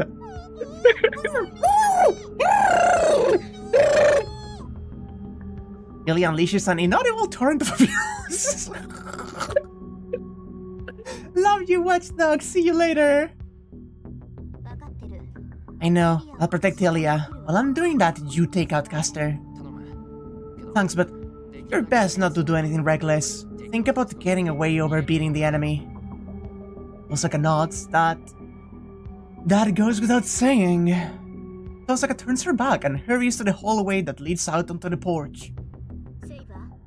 Saber. I know. I'll look after Shirou. Returning Tosaka's nod, Saber follows after me. For an instant! Yeah, there they are! For an instant! I can't believe my eyes. Swords swing down. A merciless, undodgeable attack bursts toward the top of my head as I stand there dumbfounded. At that, I instantly twist my body out of the way and deflect it with the wooden sword.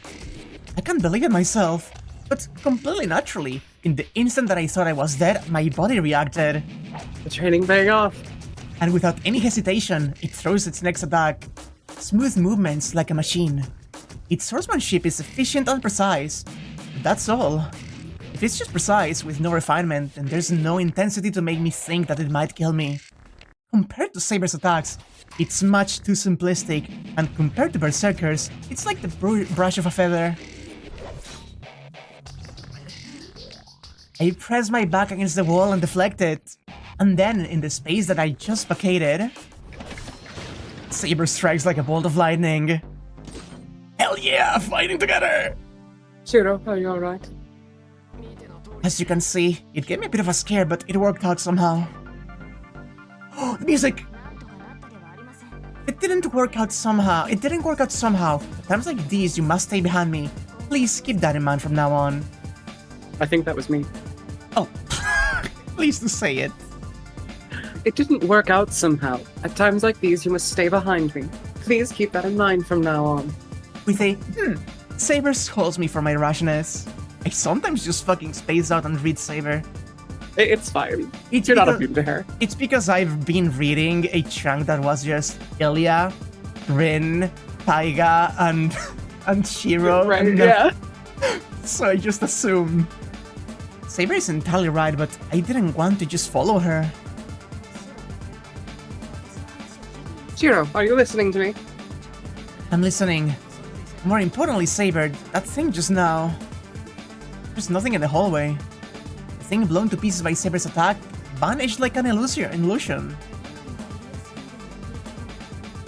It was just as Emiaskiel said. The body of a monster used as a catalyst to create a soldier in its image.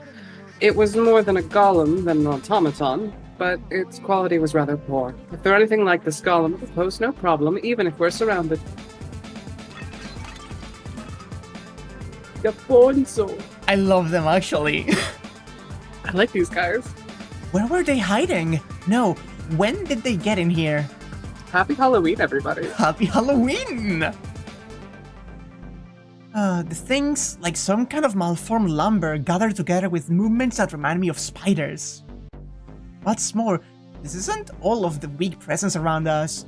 Many times more of the bones before my eyes around the house. Shirou, to your side. I instantly get away from the wall. You! I push back the bones that sidled up to me with the wooden sword. Glass bones. Immediately after that, protecting my defenseless back, Saber sweeps the skeletons away. The skeletons half-heartedly shamble toward us, and every one of them attacks us with the same motions. It's not difficult to deal with them, but each time we do, the house is damaged a little more. Leaving Saber aside, I'm armed with only a wooden sword. Even if I have managed to instantly reinforce it, it's still not going to last very long. Besides, while I don't think it's possible, the skeletons might have limitless numbers. If we're not careful, we might end up skirmishing like this until we collapse. They just keep coming. Where the hell are they coming from? Entrusting my back to Saber, I curse. Only a few of the skeletons are coming for me. They seem to be rising up from inside the room as well, but most of them seem to be coming in from the garden.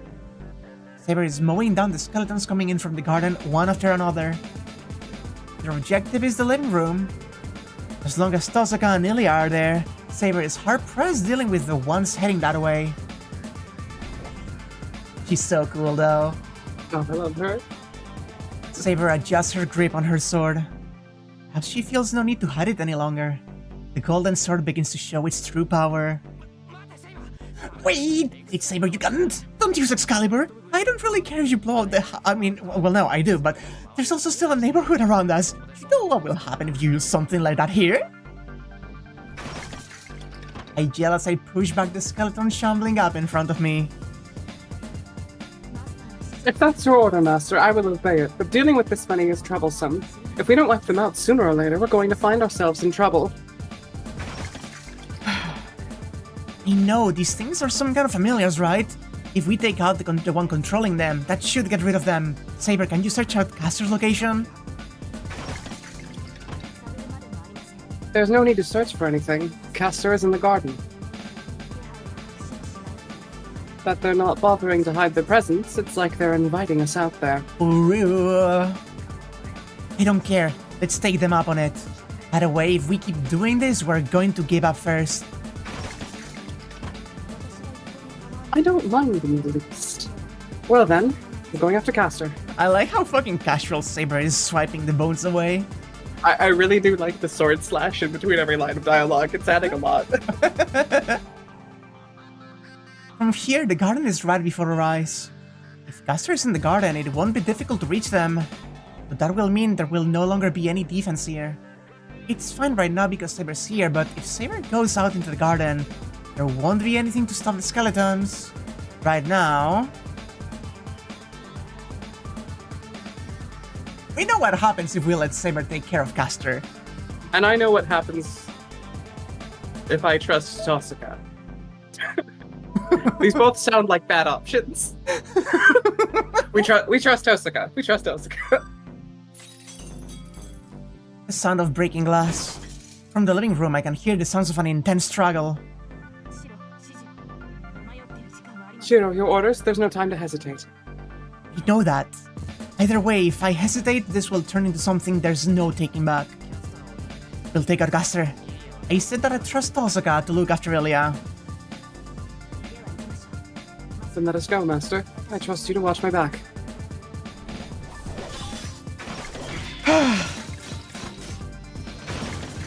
Oh, she's so cool.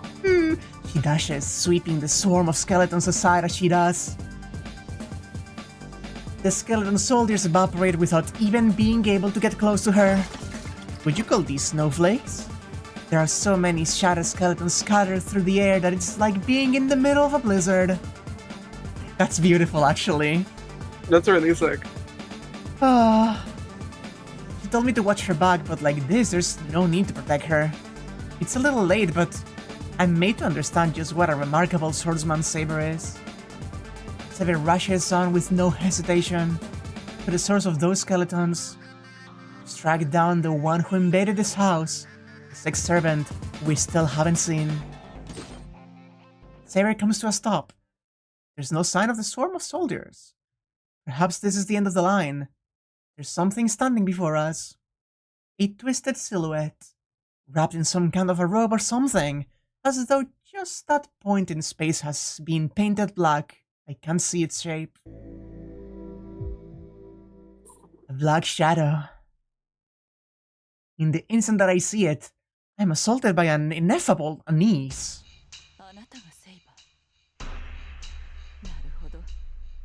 Do you want to voice her, Han? So, you're a Saber? I see. Certainly you would be able to defeat Berserker, wouldn't you? No doubt my rabble wouldn't even slow you down. A stifled chuckle.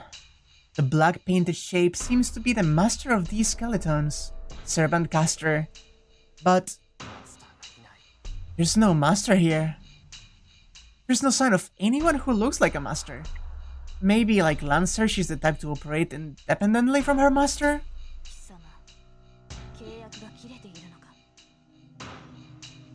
Saber. You've broken your contract. Saber asks with obvious displeasure.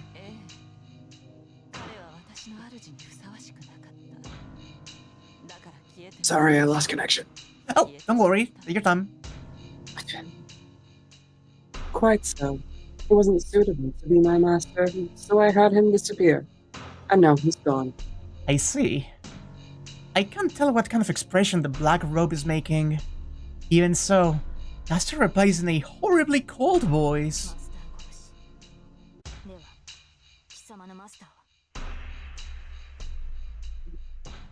Sorry, it's very tough or hard for me to tell who's who. That's Saber.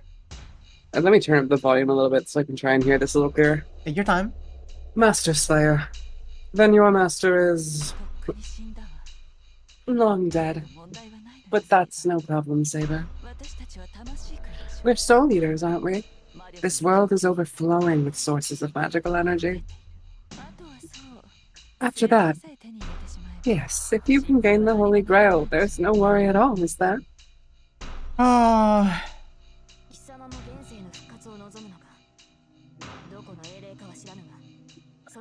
So you desire a birth into this world as well? I know not which heroic spirit you are, but is that what you've thrown away? Is that what you've thrown away any pride you once had for? Did she use Tara? I think she did. Ara! Do you not consider being used by lonely humans throwing away your pride? I couldn't tolerate that. Now or long ago. I'm sick and tired of being someone's tool. So I decided to use, rather than be used. You've no right to criticize me for it. I love her, actually. That's kind of badass. No doubt. I've no interest in her ill deeds either. Saber leans forward ever so slightly. There are about 10 meters between us and Caster. In that case, Saber can close the distance in a breath and put an end to Caster. Oh, how threatening. To think I came all the way here to chat, and you're having none of it. I've been holding back until now, you know. I kinda love her though. I have nothing to talk to you about. Be gracious and fall here. Saber intends to kill her. I'm not against that. Caster thinks of nothing but blood. When she said that she killed her master with her own hand, that was undoubtedly the truth. This attack, too, was intended to kill everyone in this house. And so there's no reason for Saber to stop. In the first place, Saber against Caster won't even be a fight. I can sense Caster abilities. One-on-one she's the weakest servant. In this situation, there's nothing left for her but for Saber to cut her down. You can't, Saber. But I can't shake off this formless unease. It's not the hopeless premonition of death that followed Berserker. It's a visceral hatred or, perhaps, a warning bell against something ill. My left hand aches as if to say that, never mind me, even Saber mustn't get close to her.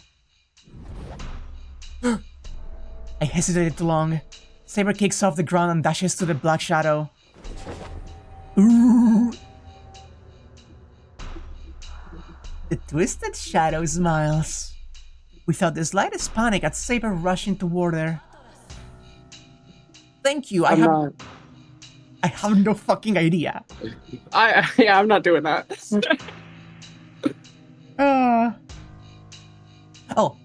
Just... Atlas. In a language we can't understand, she whispers a spell that insists to our brains more strongly than words. Ooh. Suddenly, the world distorts. No, the density of the air around Saber shifts. Ooh, a crushing impact.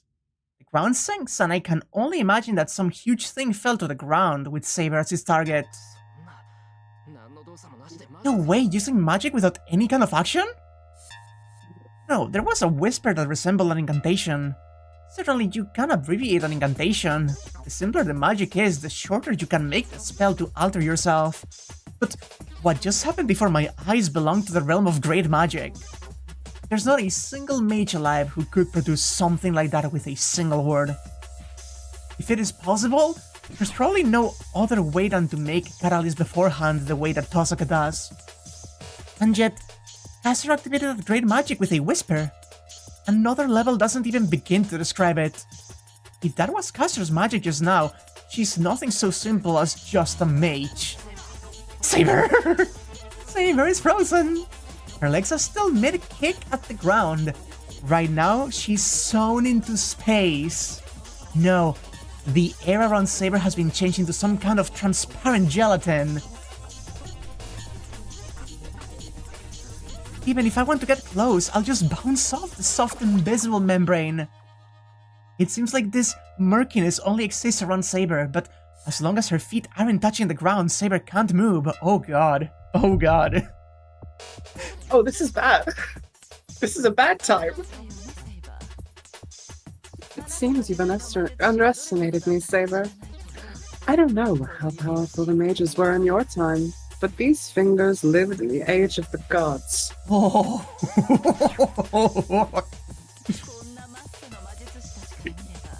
No doubt to the mages of this degenerate age. My arts must seem like magic itself. A scornful laugh leaks from the black robe. Hey, Joe. Oh, no, Joan was here like a little bit ago. And Saber's sewn into space. Oh, is this really the best you can do, Caster? Oh, why is she so cool? She asks, worriedly.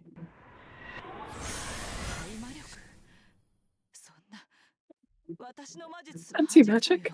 Impossible. It can deflect even my magic. The black robe shrinks back. Saber cancels Caster's magic in an instant, and this time she closes the range with her speed like lightning. But I...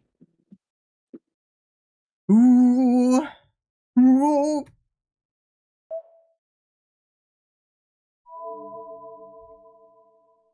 Okay, here's my vibe. Hmm? This has to be a trick. Yeah? How would the servant caster not know about Saber?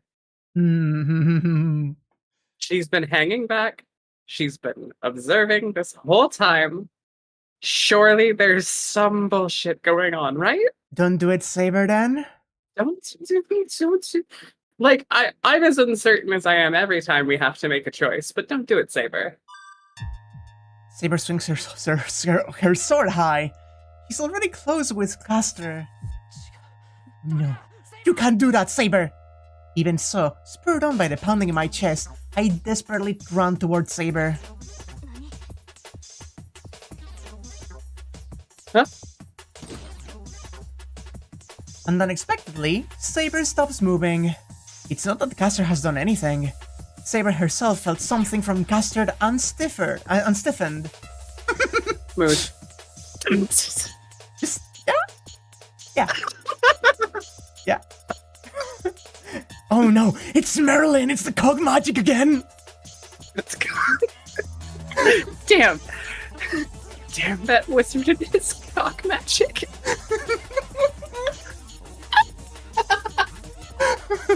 I'm sorry. I'm sorry, this is serious. Oh, it's so serious.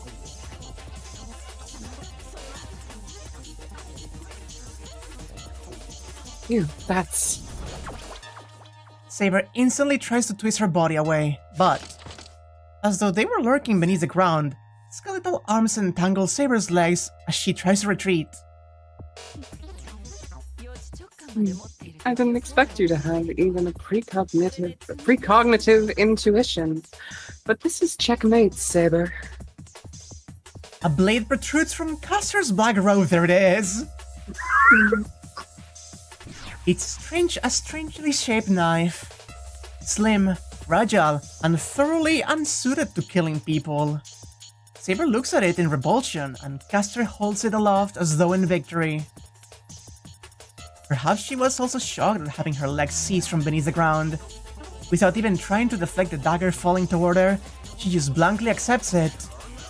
Yeah! Oh! Oh! I hear Caster's voice from behind me. I can't see what kind of face she's making. All I can do is stand in front of Saber and block the knife in her place. Oh, it hurts! It hurts! Oh! That was probably done, even so. I didn't have the confidence that I could catch Caster's dagger head on. And so instead of blocking the dagger, I judged that shielding her with my body was more certain, and wrapped my arms around Saber as though to hide her. As a result, Caster's dagger stabs deeply into my back, into my spine, where it's especially painful.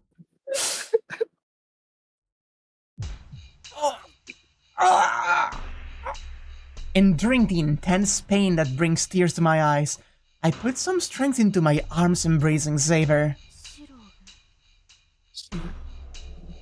Even with her voice right next to my ear, right now I can't understand what she's saying. Wait, Saber, get back! As I choke out my voice, before I can tell her to jump, it seems that Saber understood what I want. With a lurch, I feel my body leave the ground.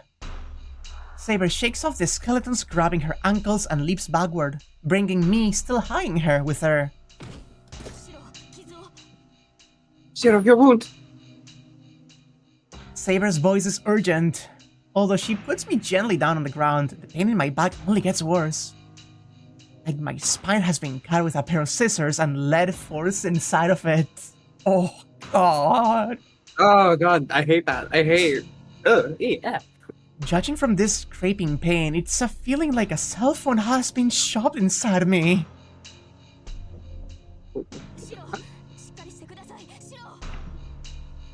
Please hang on, Shirou. It's probably not that she's panicking. Even so, at what was, for Saber, an unusually loud voice, instead I grow calm.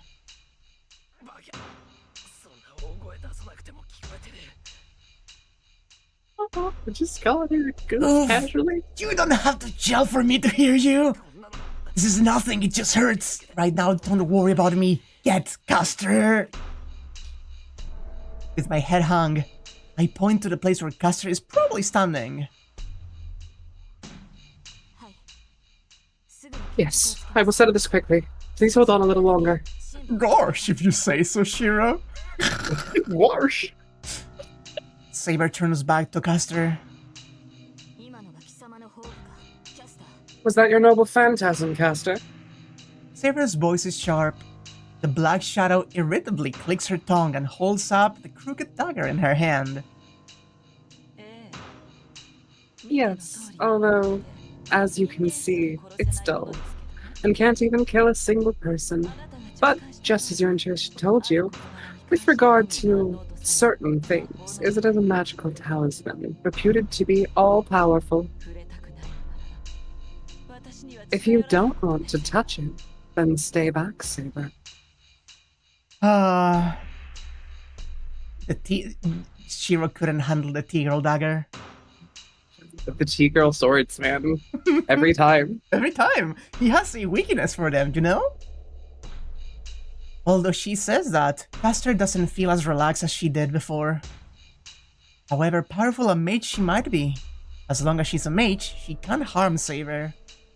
Whatever kind of noble phantasm that dagger is, it probably won't work on Saber anymore, even by a surprise attack. Should be able to beat her, no problem! I took the brunt of it, don't worry about it! I grit my teeth and give my order. Oh, are you sure about that, Saber? Certainly you would be able to corner me. But who will protect the boy while you do, I wonder? I expect this goes without saying, but you are the only one that my magic won't affect. If you leave that boy's side, I'm sure you can imagine what I might do when you're cornering me.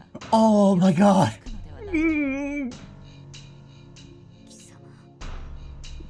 You. Saber's voice like she's squeezing the air from her lungs. Sound of the skeletons grow louder. Wait a minute.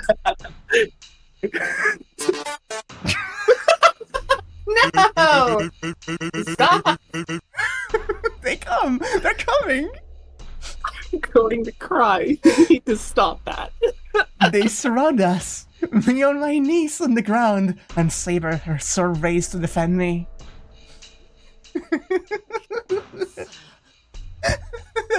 God damn it!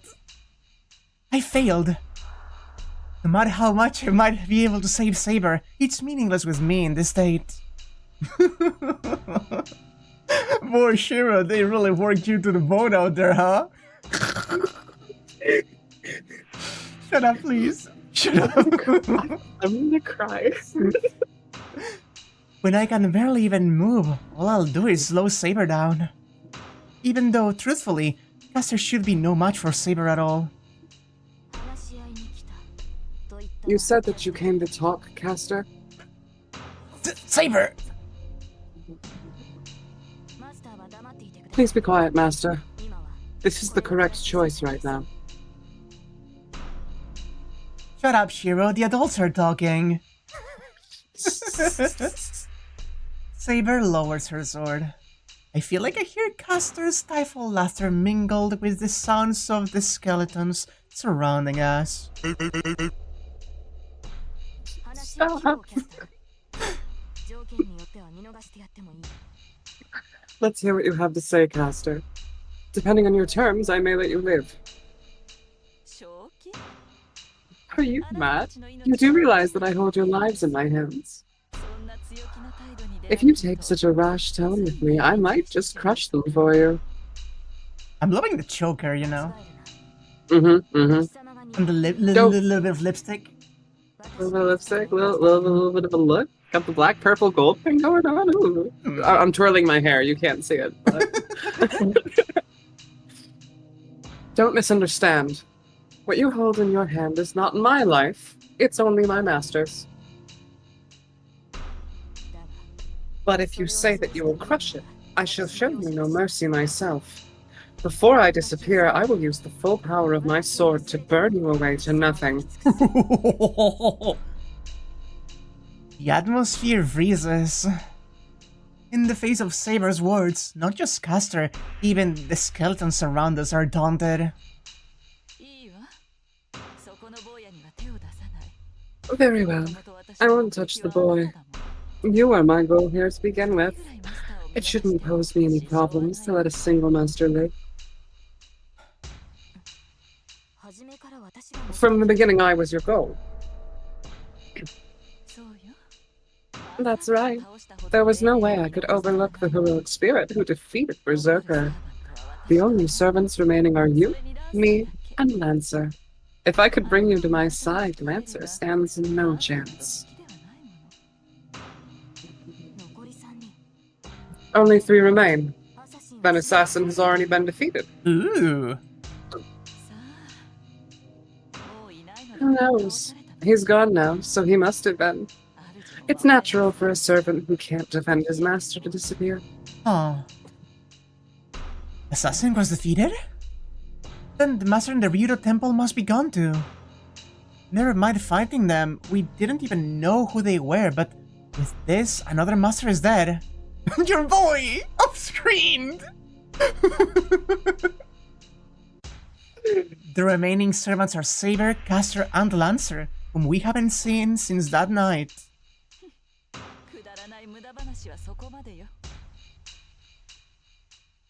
That's enough pointless chatter.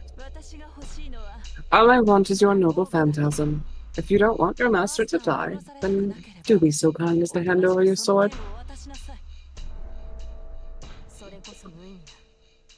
That would be meaningless. I'm the only person who can wield this sword. As a heroic spirit, you should know that a noble phantasm can't be used without its owner. Ah, that's right, isn't it? But in that case, I just need to have you yourself, Saber. No matter how exceptional the knight, if you capture them, they can be persuaded. If nothing else, you are very much my type. You know what you are.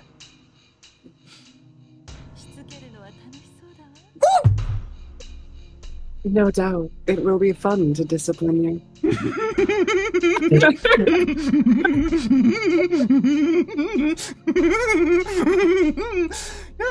Yeah. Hi. Hello. Yeah. A deeply amused voice. Yeah, it's mine. The shards of my consciousness boil over. I kick the pain in my back away into a corner, and then, numb legs, I stand up. Fuck you!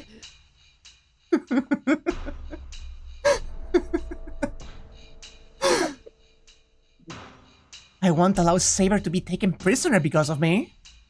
I've decided to protect Saber, so as if a wound like this is going to keep me down. I retake my grip on the wooden sword and slash at the skeletons that surround us. You can't, Shirou. Your fucking spine, Shirou! Saber stands, boys.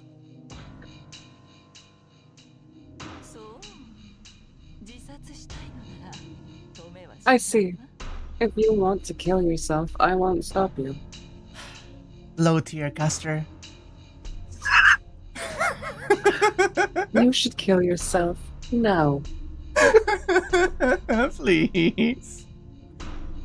Caster's voice laden with mockery. The rattling sound of the endless skeletons crawling across the ground. And then, as though to erase those all at once,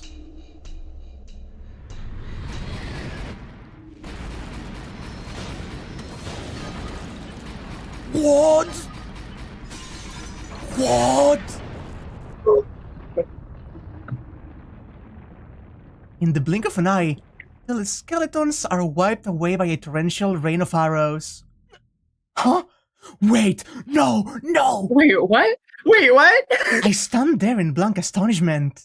The arrows that felt like rain disappeared again as though they were an illusion. No way! Is this... There's no way that they could have been one. The horde of skeletons, too many to count, have entirely ceased to exist. Excuse me? Who goes there? I think I know who this is. Caster raises her gaze.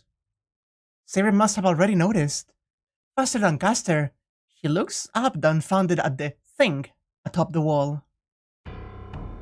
Oh, there he is! Yes! Sir? Sir? There he is! There is something unexpected. A golden figure with the moon at his back. Who? The man clad in golden armor looks down into the garden with a cruel smile on his lips. That's Caster. Who are you? I suppose she must have intuited that he had wiped away her troops. Caster raises her voice. The man doesn't reply. No, he's not even looking at Caster in the first place. His eyes are fixed on only one person. The Silver Knight standing beside me. Answer me. I'm asking you who you are. Caster's voice is strained with nerves. At that, he finally turns his gaze on Caster. Fixed upon by those red eyes, Caster gasps. His gaze is unrelentingly cold. His eyes don't treat Caster as a human being. Even I can understand that from over here. It wouldn't be strange if Caster's resolve shattered under that overpowering gaze.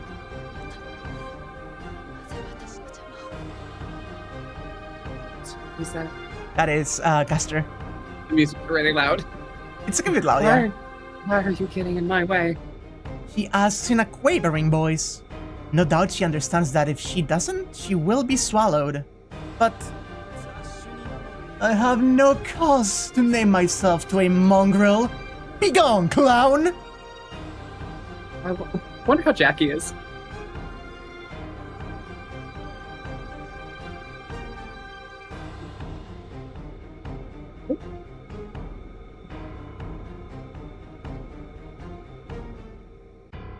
The man responds with a death sentence. A click. By the time I realize that was the snap of his fingers, the tragedy has already begun. Countless weapons that appear from thin air slam down on Caster like a machine gun. Caster raises her arms. Argos, the concept of a shield. A glass-like membrane forms in the air above the black robe. That protection probably rivals Berserker's body itself. But was it wrong to call it glass? The thing unfolded out of crystals without blocking even one of the rain of weapons. Shatters into 1,000 pieces.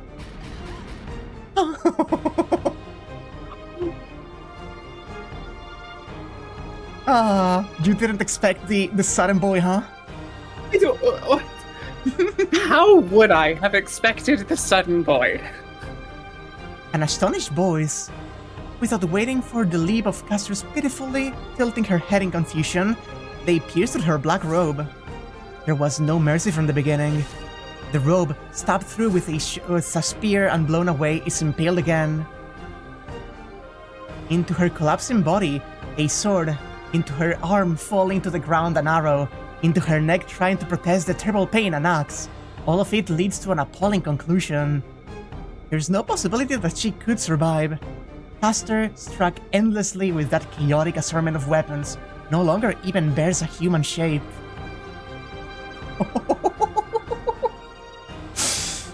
The wind blows. Jesus. And the black robe that lost her master scatters on the wind. Gently. Gently. The robe-slashed ribbon still somehow holds its original shape. know that it's the last vestige of what had been Caster. I have no words for this horrible scene. My strained mind just stares in pity at this scattering black robe. Then... Insolent worm, I told you to be gone. Is it not courtesy to die swiftly? In a scornful voice, the golden man howls. Ah. What? Yeah, exactly. This isn't a hallucination. Just when I think that the black robe had undulated like a snake, it grows a pair of black wings and takes to the sky. But it was too late.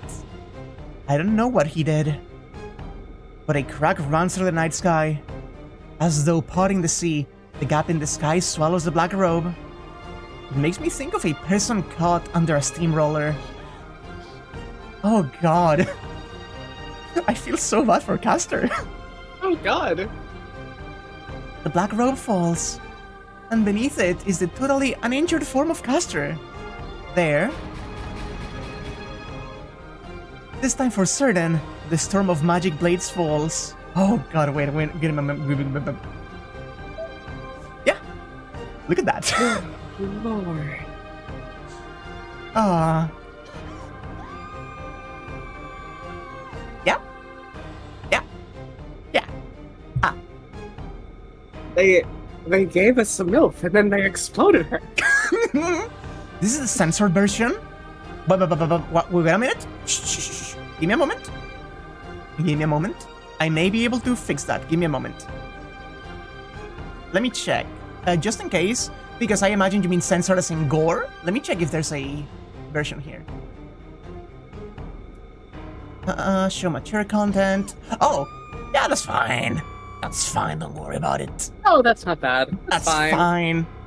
It's fine. That is fine. She's getting stabbed. Don't worry about it. You had a good run of like 2 scenes.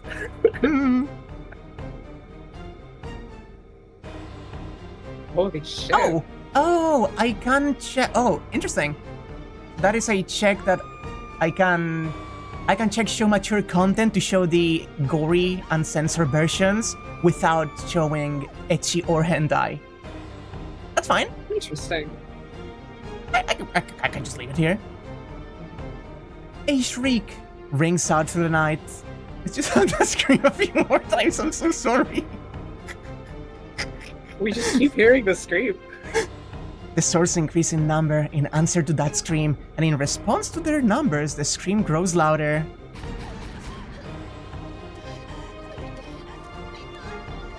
Jesus fucking Christ. Jesus fucking Christ. That's brutal though. I suppose Caster must be able to regenerate like Saber can. The sight of her impaled by those swords and unable to die is too cruel. The rain doesn't stop. The weapons come in all different shapes, not a single one of them is the same. And while I hate to admit it, every one of them is some kind of magic sort of magic spear able to rival a servant's noble phantasm.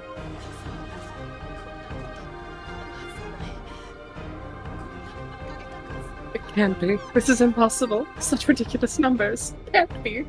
Yeah? You gotta love it, you know? Who the fuck is this guy?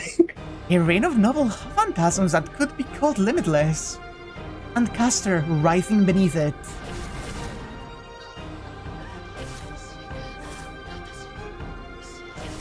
Yeah? I can't do this justice. Come on, you can do it. I believe in you. No. No? You sure? Should I do it? Hard rejection. Am I going to die? Am I going to die? Die to this nonsense? It's funny. It's too funny. It has to be a joke. Yeah. And there she goes. Just a little bit of... I'm making it worse. Just a little bit. Don't worry about it. With that, it's over. Together with the black mist that had disguised Caster's shape, the mage servant disappears. The endless cycle of torture that I thought could continue forever, in truth, lasted not even a mere 10 seconds. That whole time, Saber just glared at the golden knight standing atop the wall. Huh. A mere mage capturing the king of knights? Even to speak of such a thing is sin. As the king, she belongs to me. Such an impaling befits any who dare lay their hands on the king's treasures. Asshole. Oh, I don't... Oh, okay. The vibes just got really bad, really suddenly. Yeah? No, yeah. No, yeah. Well now, it has been some time, Saber. Do you remember the decision that I gave to you? There's a familiarity to his tone. Saber doesn't reply, but the intensity with which she glares at him bears no comparison to what came before.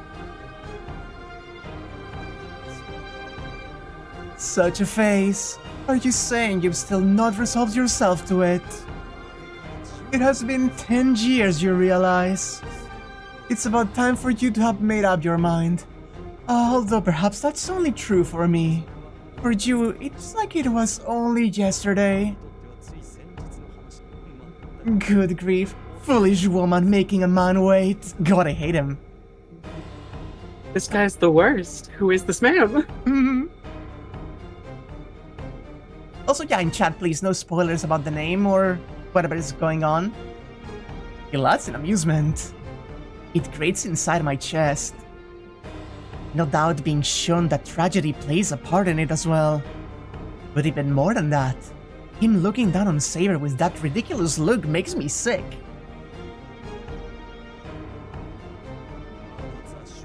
So there were still mongrels scurrying about. Saying that in apparent displeasure, he casts his gaze over to the— No.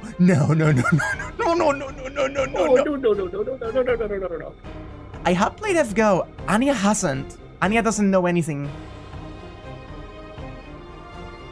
There, on the porch leading to the living room, are Ilya and Tosuga. Just to be super clear, this is not only my first exposure to Stay Night, this is my first exposure to Fate ever. Yeah. What is that? Oh, what is that? Ilya looks up at him like she's seen a ghost. After she desperately strains her eyes, she looks at him as though she can't believe it. No way! Who are you? Fool! Can you not tell by the sight of me? I'm a heroic spirit you well know, am I not? God, he's so fucking cocky. Liar! Ilya leaps down off the porch and glares at the man as though to challenge him. I don't know you. I don't know anyone like you. A servant I don't know can't exist. Ilya, wait. My voice to restrain her is too late. The mass of magical energy that Ilya released bursts directly toward him. With a clang. It's not as though he did anything. A mirror-like shield appears before him, and the mass of magical energy that Ilya fired at him is reflected. Oh. Huh? If Ilya wasn't in control of herself when she fired out magical energy, then there's no way that she can react to it. Ilya stands still, dumbfounded in the face of the ball of magical energy she fired herself. Ooh! Clutch her in. That one hurt. And is saved by Tosuga instantly stepping in front of her. I see. They've sent another novelty this time. So they put a measure of effort into not repeating their mistakes. He contemptuously looks down at Ilya.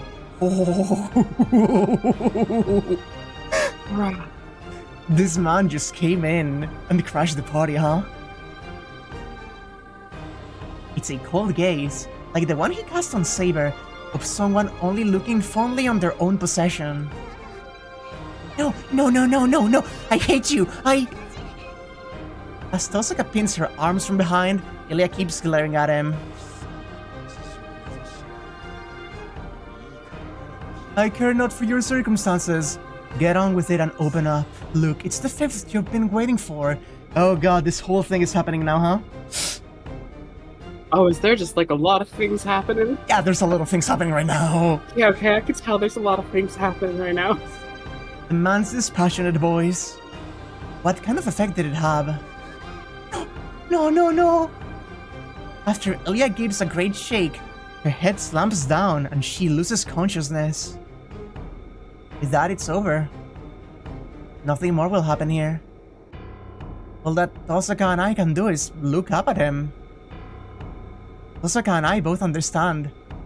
He's not looking at us. If either Tosaka or I raise our voices here, in that instant, we'll meet the same fate as Caster. But Saber is different. He is staring at the Golden Knight with a different silence from ours. How? How have you appeared in this world, Archer? Oh, that's you! That's Saber. All good. How have you appeared in this world, Archer? Saber's stifled voice. At that, Tosaka and I can only be shocked. That should need no explanation. The Holy Grail is mine. Is there something wrong with coming to collect one's own possessions? Your favorite trope of this playthrough? I'm so into it.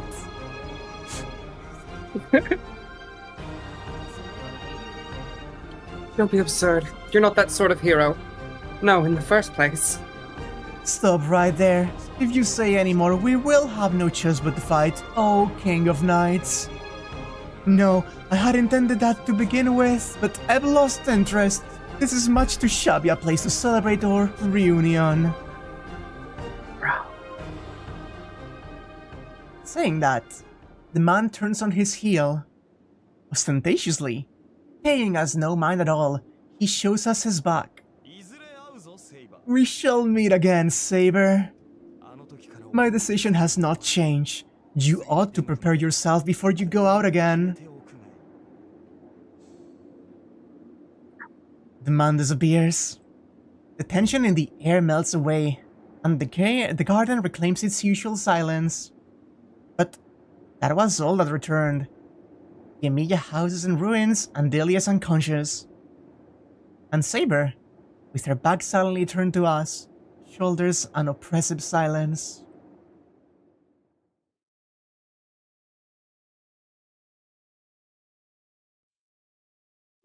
Yeah, so,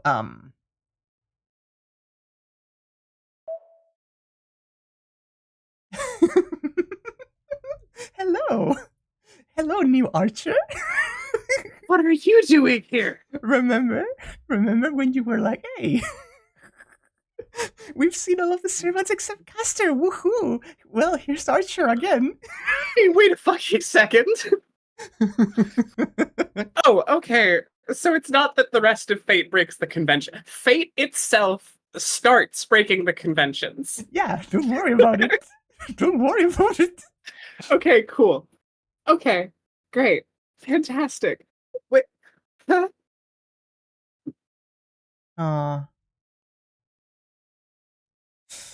God, I love it though. Bonus Oh my Archer. God. Buy one, get one free. Don't worry about it. Wanna get to the end of this day and call it there? I was just about to suggest that very thing. I lay out a futon in the living room and lay the unconscious Ilya down on it. It does that constantly, don't worry about it. She might have passed out, but Ilya's sleeping face is gentle and there doesn't seem to be any problems. Hey, don't turn your head. Your bandages will come undone. He stamps me on the back. Ah, Tosaka, what do you think you're doing to your patient?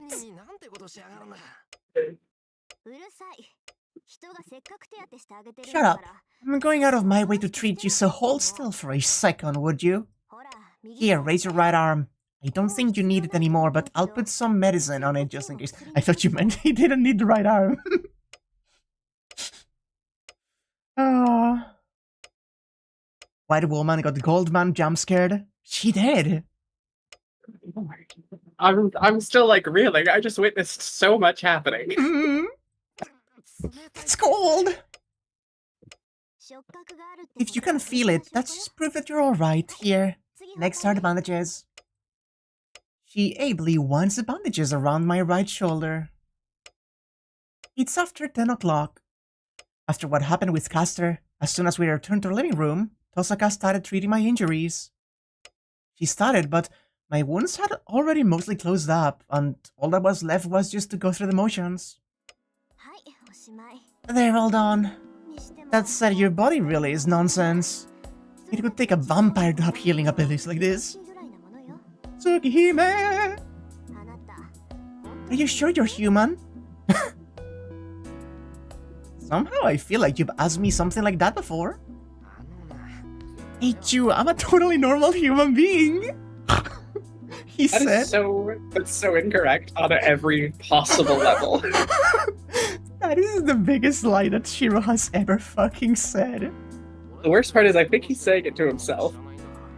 I don't know why I'm like this either, so it's not like I can tell you even if I ask. Weapons page might be broken again too. Oh, it's in Java. Oh, I may have to use like... Why is just Caliburn in Japanese?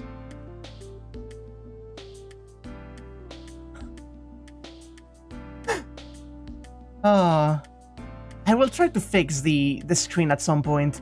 I was told that it would be a nice idea to read the full like history and descriptions of things at some point, and I agree with that. But I need to find a way to fix this fucking mess. Let's make sure we take time out of it at the beginning of next session to catch up on all that. Yeah. Funny. Do normal humans usually walk around with several spinal cords? With severed spinal cords? Several spinal cords. It was convenient, so I didn't go out of my way to grill you about it, but it's finally started getting uncomfortable. You're not from a place where they don't die unless you cut off their heads or something, are you?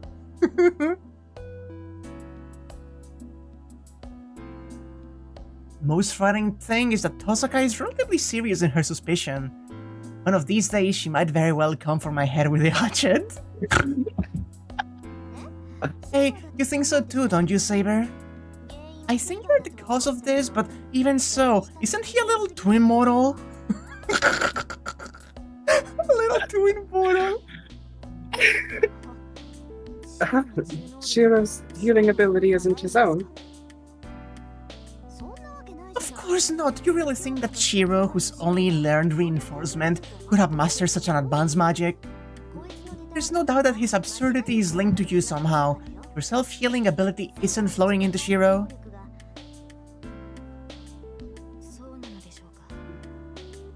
Is that so? Up to this point, I haven't felt such a connection. If that were the case, it would be strange that my magical energy isn't flowing into Shirou even now, and in the first place, my natural healing isn't that strong. Saber? What's the matter? You've gone pale all of a sudden. I guess perhaps she didn't hear Tosaka. Saber just stares off into empty space. No, it couldn't be. Ooh! With a light shake of her head, Saber lowers her gaze. Oh. Tosaka and I unconsciously glance at each other. For a while now, Saber's attitude has been strange. Yo, please! No, I know what the cause of that is. Ever since that golden night appeared, Saber has lost some of her usual vigor. Well, let's leave Shirou aside for right now. More importantly, Saber, do you know that guy from earlier? Goldie said that you belonged to him or something. Saber doesn't reply. It's already as plain as day that it's difficult for her to talk about. Even so, I want to know the answer. Osaka's question is mine as well. Saber, if you know something, please tell us. What was that guy? You called him Archer, right? Yes. I would prefer not to admit it, but I do know him. But that's impossible. There are only 7 servants. He can't possibly have been summoned. Servants? Like I thought he was a servant? No, I knew that at a glance. But in that case, there's a larger question. His class is Archer.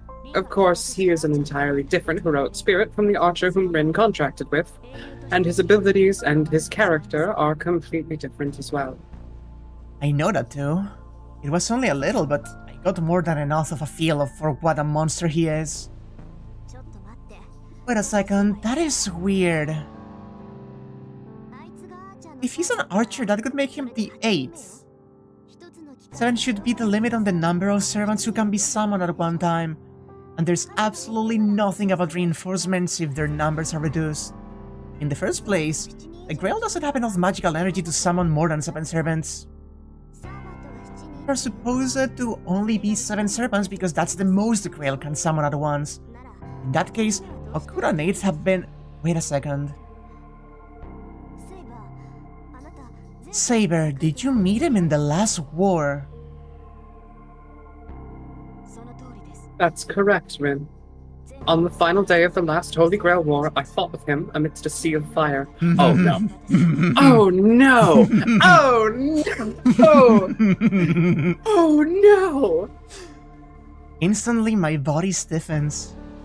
Saber fought in the middle of a sea of fire? Why could that bother me now? Father Koromin already told me long ago that that fire was the result of the Holy Grail War. Then there's nothing to be surprised by. Until now, I've just been unconsciously doing my best not to think about it. How did it end? Did you beat him? I did not. No, I could not. If you ask why, You were beaten by him instead. Even properly summoned and invincible as you are, he was an opponent you couldn't beat, huh? Saber hangs her head and doesn't reply. That was nothing other than a yes. Saber couldn't win? Not the imperfect Saber she is right now, but with no handicaps whatsoever? Is that even possible? Certainly, if you question her strength as a swordsman, even Saber isn't actually invincible. In truth, against Berserker, Saber was inferior. But Saber has that noble phantasm. The noble phantasm of the other servants are powerful as well, but Saber's noble phantasm far surpasses them. I can't imagine any hero in the world who couldn't be defeated with that holy sword. And it's obvious. He's not a servant who was summoned for this war. He's just remained here from the last one, no? it was right. If that's not it, it doesn't add up. My thoughts are interrupted. Not because I agree with what Tosaka said. It's just that that's the shape of a hope that I've been imagining since yesterday. But that would mean... But nothing. There's no explanation for it other than that. Only 7 can be summoned to a single Grail War. If there's a servant other than that, they could have to be the victor who survived from the last war, wouldn't they?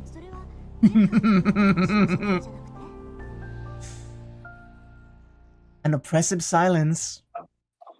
Yeah. In spite of that, it was set up the entire day, you know, the possibility of a servant just reincarnating, hey, you know, a second life. So incredibly fucked up. In spite of that, why is she in such a good mood? Osaka, what are you so happy about? Of course I'm happy. I mean, there's a president now, right? I don't know who he is, but in short, he's a servant who won the last war and survived, right? That means that he got the Holy Grail. By its blessing, he's remained in the world this whole time. In other words, he's an example that if a servant can just get their hands on the Grail, they can stay in this world. I'd really like to get my hands on him and ask him about the details. Yeah, you're right, Tosuka. I don't know who he is, but he is a servant and he's still here from the last war. And that means that there's a way for Saber to remain here, just like he did. So, well, we don't know who he is or what he wants, but I guess that doesn't change that we had to beat him. Saber, what's his true name? I don't know. Even in the last war, right up to the end, I was never able to learn who he was. He had no noble phantasm that served as his symbol. A noble phantasm that serves as his symbol doesn't exist? That's ridiculous. That can't be true. A servant with no noble phantasm isn't a servant at all, are they? What's more, earlier he... Right, he used a whole mountain of them, didn't he? If he has that many, it should be no trouble to figure out who he is, right? You just have to look for a hero who matches up to the shape of the noble phantasms. Then let me ask you, Rin. Did you recognize a single one of the noble phantasms that he used? So I did, Which ones? Tosaka sinks into thought. After a minute with her arms folded deep in contemplation, he tilts her head in evident confusion. No way! That's impossible! What's the matter, Tosaka? What's impossible? I can't believe it. The bloodstained one was possibly Dane's slave, and the one that looked kind of like a sickle was Harpy, right? There was one that kind of looked like a little Chinese, and one that maybe belonged to Akala? Muttering to herself like that, Tosaka is obviously troubled. Is this what it means to dig yourself a deeper hole the more you think about something? That one looked like Saber's sword, but it must have been something else. The simple style looked Northern European, and now that you mention it, they do say that the model for most magic swords came from Northern Europe. Now she started grinding her teeth. Tosaka? Leaving her like this won't do anyone any good. If we don't stop here, there's undoubtedly going to be some damage. Hey, Tosaka, stay with us. To me in particular, it goes without saying. Tosaka, you can come back now, please. God, shut up, Shirou, you keep interrupting me. And now I got it all confused. Sharp teeth. She can't think when people are talking. No, I didn't mean to interrupt your train of thought. It's about his noble phantasm, right? If we're just talking about form, he had Dane's slave, and Harpy, and Randall, and Bahra, and Kaladbolg, and I guess he had Gaybolg as well? I didn't recognize the Chinese-looking one, but those were the famous ones, weren't they? Yeah, you're right. Oh, because Shirou's little fixation is swords, he knows. It's a problem when she makes a face like that, or maybe I feel like I ought to apologize. It's not that I know a lot about them myself, they just kind of floated up into my head. Don't worry about it. But what the hell is that then? There aren't any heroes with such an absurd number of noble phantasms. No, in the first place, their sources are all mixed up. I can't make head or tails of it.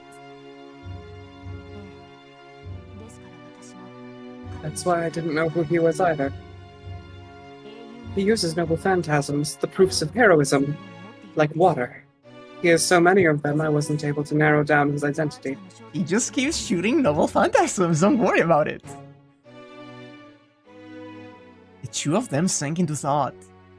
Well, certainly if he comes up with that many of them, there's no way to know who he is. It's like hiding a leaf in the forest.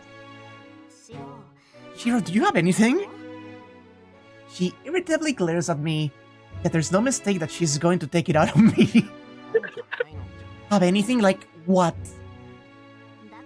I'm saying some kind of deduction or something, you notice. Anyway, some kind of instantaneous flash of inspiration. What we need is an out-of-the-box opinion. The only thing that will solve a dead end like this is an accident. Shirou, we need a DAS pull or we're dead. Certainly that may be true. I see you're making fun of me, aren't you? That's not very nice. I just think you're being left out, so what about it? Yep, I got nothing. I honestly give up.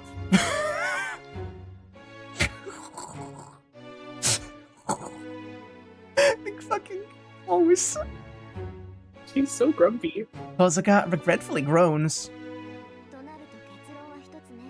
In which case, there's only one conclusion, Saber. Do you think the noble phantasms that he used were all fake? If that's not it, there's no explanation, right?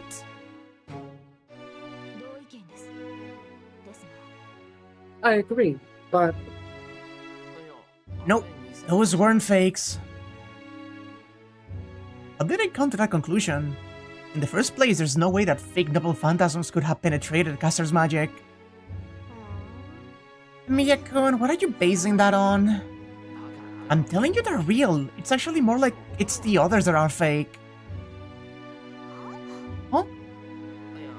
No, it's just a feeling. I can't really explain it very well, but they were all real.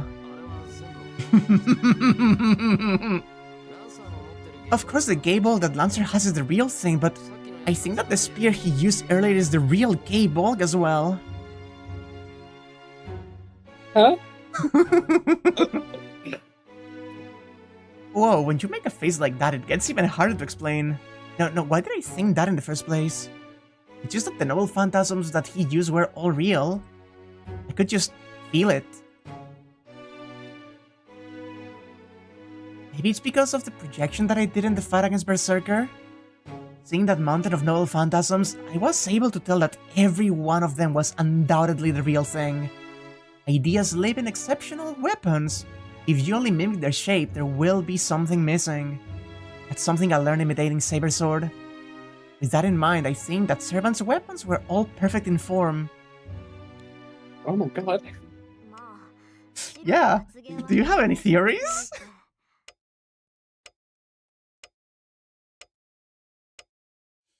No. Well, leaving what Shirou said aside for a moment, if we don't know who he is, the next thing is his goal. Osaka steals a glance at Saber. Of course he's after the Holy Grail too, but there's one more thing I'm curious about. Saber, can I ask you this straight out? Rin, be gentle. Whoa, why does she always put on an evil smile like that when it comes to conversations like this? What do you mean by that, Rin? There's something you wish to ask. There's no need for you to hold back. Really? Then I'll ask, what did you think about him, Saber? From the way he was talking, he seemed to have the hots for you. Rin. Not that I'm imitating Tosaka or anything, but I steal a glance at Saber's face. I think the way Tosaka said that was just slightly off, but it's true that he was fixated on Saber. No, that was more than a fixation. From the beginning, he only saw Saber as his.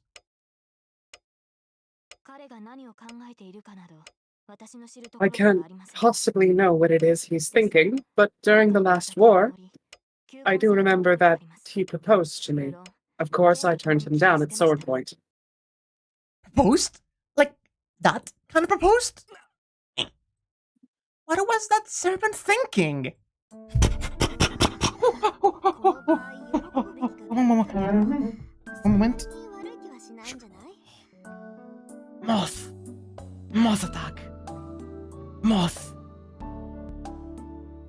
Are you being assailed by a flying enemy? Yes. We got wyverns. Ah. Oh no. It went under the furniture, so I cannot see it now. So I'm just gonna hope. Moths are friends. They are kind and furry and cause no problems. Well, I'm not really sure if you should be happy about it in this case, but in its way, it's not so bad, is it? We propose even after you become a servant as a woman, that should feel pretty good. No, Rin. No, Rin. No, Rin. No, Rin. Rin. Rin. Rin?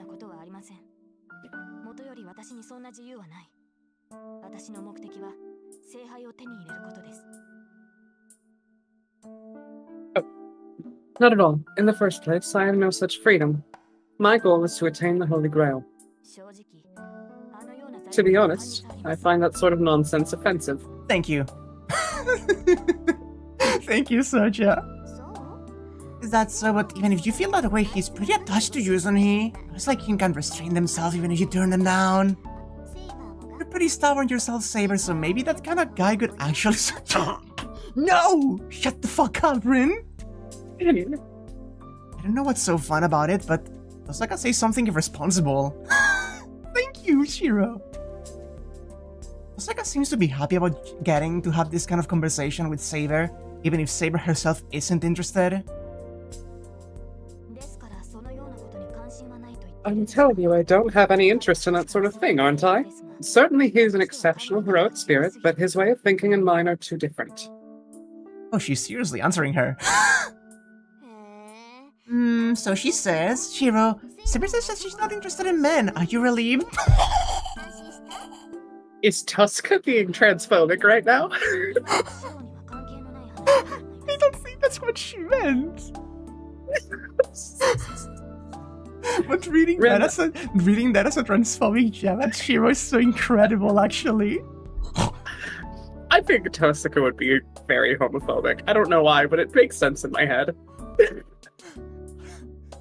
Like I completely know what she's talking about, but that's such a funny reading of that sentence. Rin, so I have a chance. So I have a chance. Notice how Saber immediately realizes she's talking about Shirou, yeah?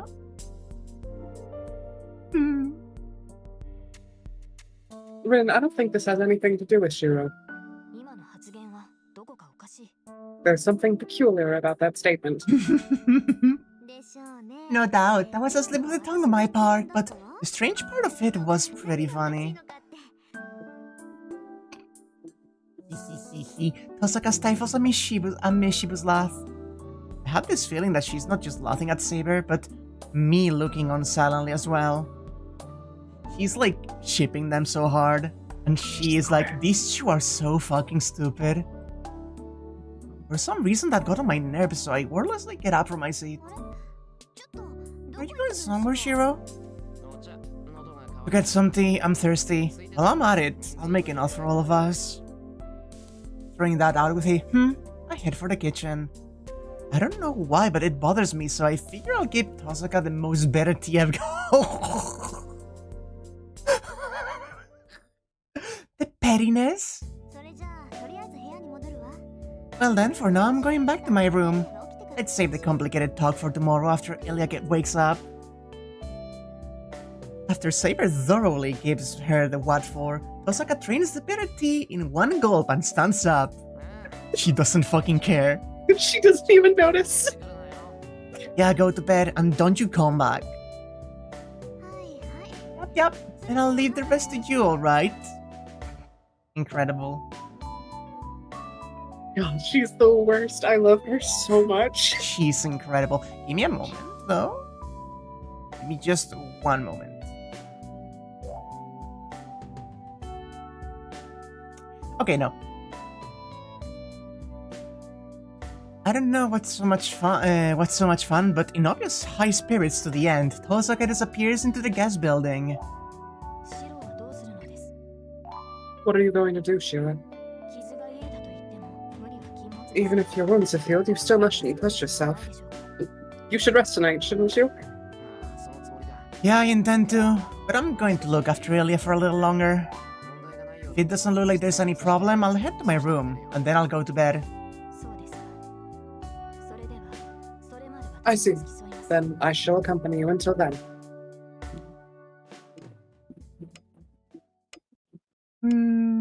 Am I going to rage war on the moth? It's disappeared for the time being, so I'm just kinda hoping. With that, the conversation dies off. But with Tosaka's rowdiness before too, when it gets quiet like this, it's suddenly hard to be here. No, I guess hard to be here isn't quite right. Because there are things that are bothering me and things that I have to say, but my heart is anxious like this. Come to think of it, I haven't had the talk I need to have with Saber at all. About the Holy Grail. About she who hasn't yet died. About how there's no salvation for the girl named Artoria, even if she gets the Holy Grail. The reason for that goes without saying.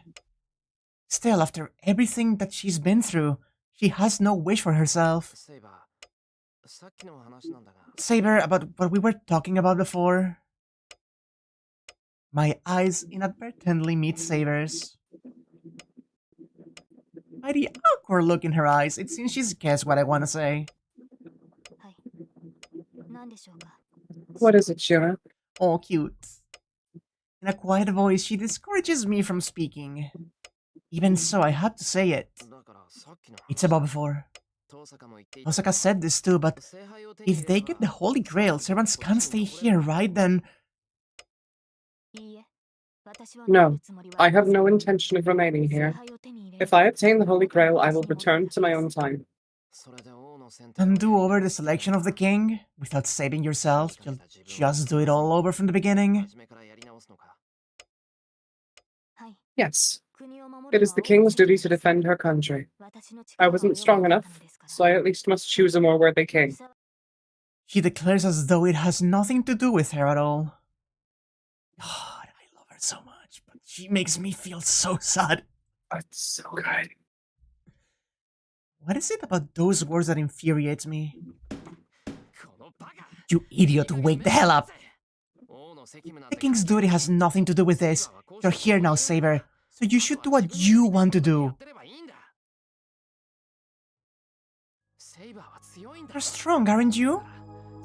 Then you can hurry up and finish this fight, get the Holy Grail, and quit being a servant. If you have something to wish for, then don't go back to the past and do it over. If you want to change yourself, then choose a way to take yourself back now, not in the past. Saber doesn't reply. After she gives a small sigh. Shirou, please drop this. I don't want to talk about this anymore. Gladly, she rejects my words. Besides, it's not as though I could remain in this time even with the Holy Grail. Archer, it's not that servant has remained here because he obtained the Holy Grail. If you ask why, he can't possibly have gained it in the last war. Saber? What did you...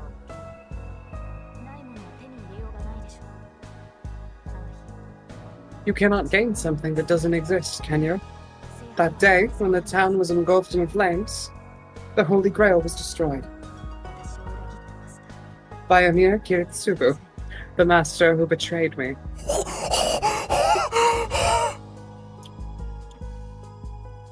The fucking drop of the century? What? Excuse me? My vision narrows. As I seem as though I might collapse onto my back, I hold myself up with my hands. Miya Kiritsugu?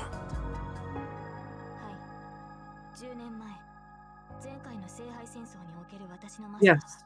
10 years ago, he was my master in the last Holy Grail War. Kiritsugu and I survived to the end, and the Grail passed into Kiritsugu's hands. Because Archer and his master still survived, all we had to do was defeat them, and the Grail War should have ended. But Kiritsugu threw away the Holy Grail. As a result, the town was engulfed in flames. He commanded me to destroy the Grail, since it is only servants who can touch it. Using his final command spell, Kiritsugu forced me to destroy the Grail with my own hands. Oh my god. Holy shit. With the Grail lost, servants cannot remain in this world. Kiritsugu did not think to keep me here either. My memories end there. I could not settle things with Archer, nor could I ask Kiritsugu why he betrayed me. Oh my god. Holy shit. It's not exactly as though I haven't thought about that. That was a mage. If he'd lived in this town for a long time, there's no way that he wasn't involved with the Grail War. Even so, this is... Why didn't you tell me, Saber? That your last master. Normally, servants don't retain their memories, nor is the same heroic spirit summoned twice as a servant. As a servant, I am an exception, and so I judged this was not something that I should talk about. Besides, I couldn't bring to tell you what sort of master Kiritsugu was, Shirou. Oh. Couldn't bring yourself to? Why? Shirou, just as you have dreamt of my past, I have seen your past as well. I was surprised by what I saw of you, but I couldn't believe how Kiritsugu had changed. Oh. The Emir Kiritsugu you remember was a splendid human being, but the man I remember was not like that at all. Ah. In a word, he was an archetypal mage. He had no interest in anything but his own goals, and he eliminated anything that stood in his way. I never once found even an ounce of human feeling in him. Over the course of the whole war, he spoke to me only 3 times. What that was, I think goes without saying. The 3 command spells. Oh my gosh. It wasn't that he was cruel, nor that he was a cold-blooded murderer, but no compassion existed within him. Just as Kiritsugu used me as a tool, I only saw him use himself as a tool as well. Oh. Kiritsugu killed every one of his emotions and every one of his enemies. I don't know what it was he believed in to make him go so far, but before the Holy Grail, that was his goal. He commanded me to destroy it. I confess, I have never cursed anything so much as I cursed the existence of the command spell and the man who betrayed me then. Oh. There's truth in Saber's words? No, most likely there's nothing but truth in them. When I think about it, I only know what kind of person Kiritsugu was after that time 10 years ago. I couldn't have known what kind of person he was before that, and there wasn't any need to either. Even if Emiya Kiritsugu was a cruel man, that changes nothing. The man who adopted Emiya Shirou was so childish that it was silly. So for me, that's the only truth there is. But there's a slight ache in my chest. That if Kiritsugu really was a cruel person, then his end was much too empty.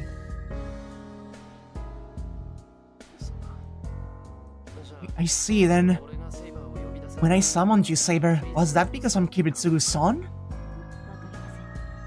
I don't know. Kiritsugu summoned me by the proper method. Because he was highly suitable as a master, Kiritsugu was hired by a storied mage clan and took part in the Holy Grail War. He said that clan made all the necessary preparations for him. Oh. They excavated a memento of mine from Cornwall and entrusted it to Kiritsugu and sent him to participate in the Grail War. Using that as a catalyst, Kiritsugu summoned King Arthur. And so Kiritsugu himself had no factor by which he could summon me, nor was it as though our characteristics were aligned. I think it must have been the work of some other power that drew me to you, Shirou. Oh. I understand now. That was a master isn't so surprising.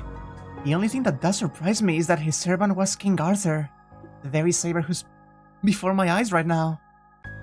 That and one more thing. Saber said that the Holy Grail was destroyed.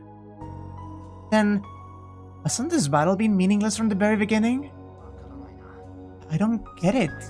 You knew from the beginning that there was no Grail anymore, right? Then why did you want to be part of this ridiculous fight? Certainly I don't know whether the Grail exists or not, but since I have been summoned, it would be strange if there was no Grail. Have you forgotten, Shirou? I became a servant in order to attain the Holy Grail. To put it the other way, I won't be summoned to places where there is no Grail. No, but... Then is the Grail something that can restore itself even if it's destroyed? No, the Holy Grail isn't something that can be replaced so easily. There should be no restoring a Grail that has been destroyed. Then... But it must be here. Servants appear drawn by the magnetic force of the Holy Grail. Without the Grail, the servants will not appear. Didn't that priest tell you that as well? Priest, right, him. The overseer of the Holy Grail War who lives in the church. That man who keeps watch over the Holy Grail should be able to answer all of my questions. About the end of the last war, the whereabouts of the destroyed Grail, and the servant Archer who still remains. And, yeah, what Kiritsugu saw at the end of the war to make him destroy the Grail. God, there's so much going on. We're finally getting to the end. God, thank you. You want to stop here or just see what he has to say in the middle of the night and... Pausing here wouldn't be a bad idea, because it is much later than I expected to go. Yeah.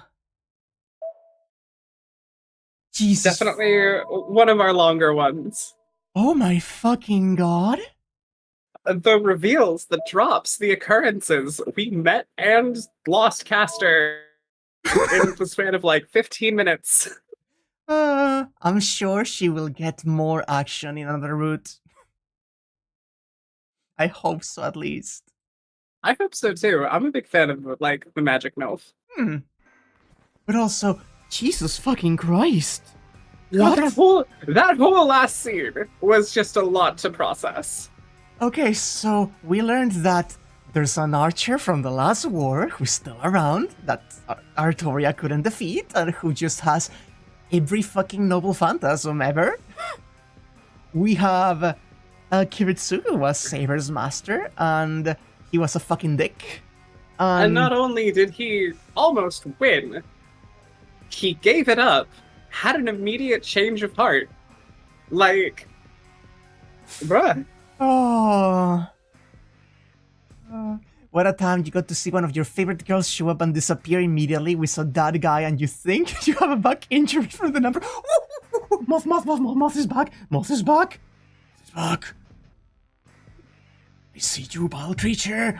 I see you, you bile beast. I don't have as much energy in me for a post-stream discussion as I usually do, but I wish you nothing but luck with your visitor. Thank you. I hope you good luck and see you another time. Just pretend it's like a mixture between like a shrew and a bird. It won't. I hate bugs so much. I can't understand a single word you're saying. Sorry, bugs. Like, okay, I'm torn. Part of me is quite empathetic to your phobia. The other part of me finds this delightfully entertaining. It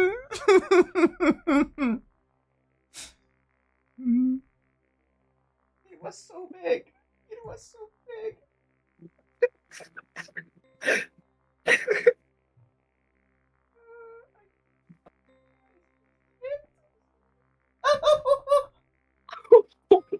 No.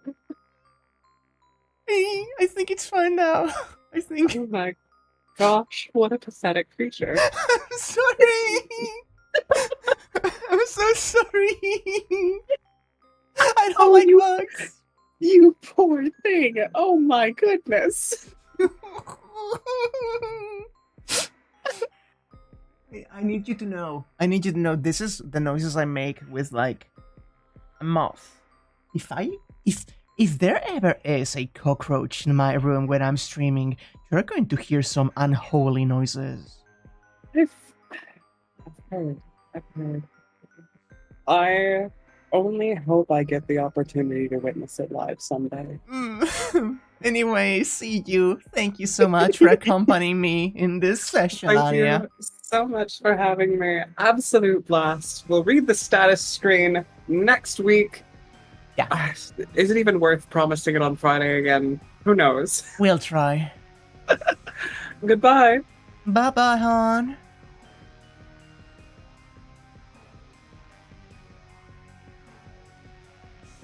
The bugs are not real. They cannot hurt me.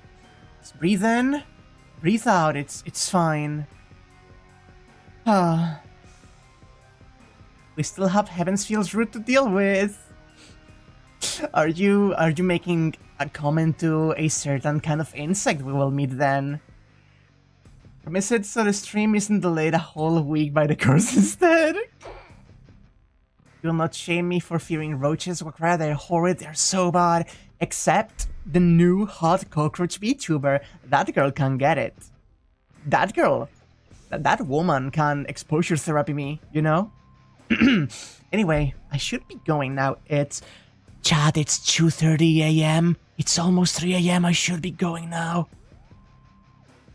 I really should be going now. So I'm just going to...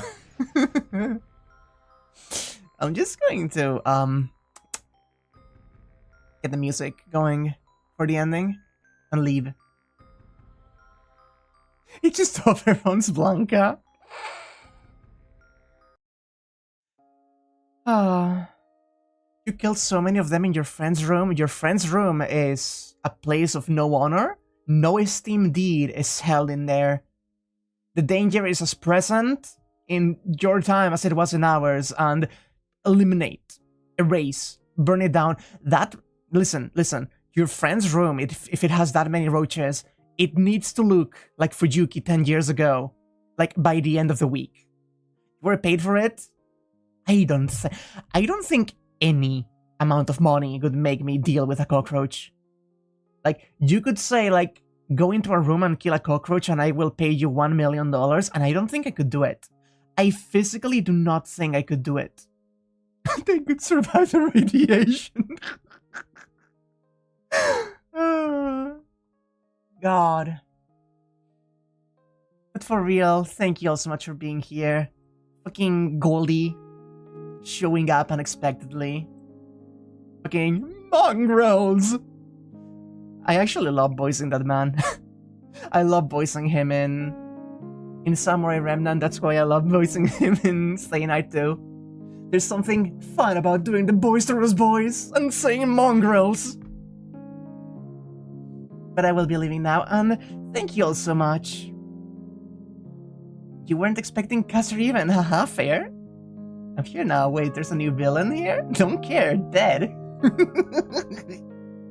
But yeah, bye-bye, and I will see you tomorrow for Signalis. Signalis? I'm not even going to say anything. Bye-bye.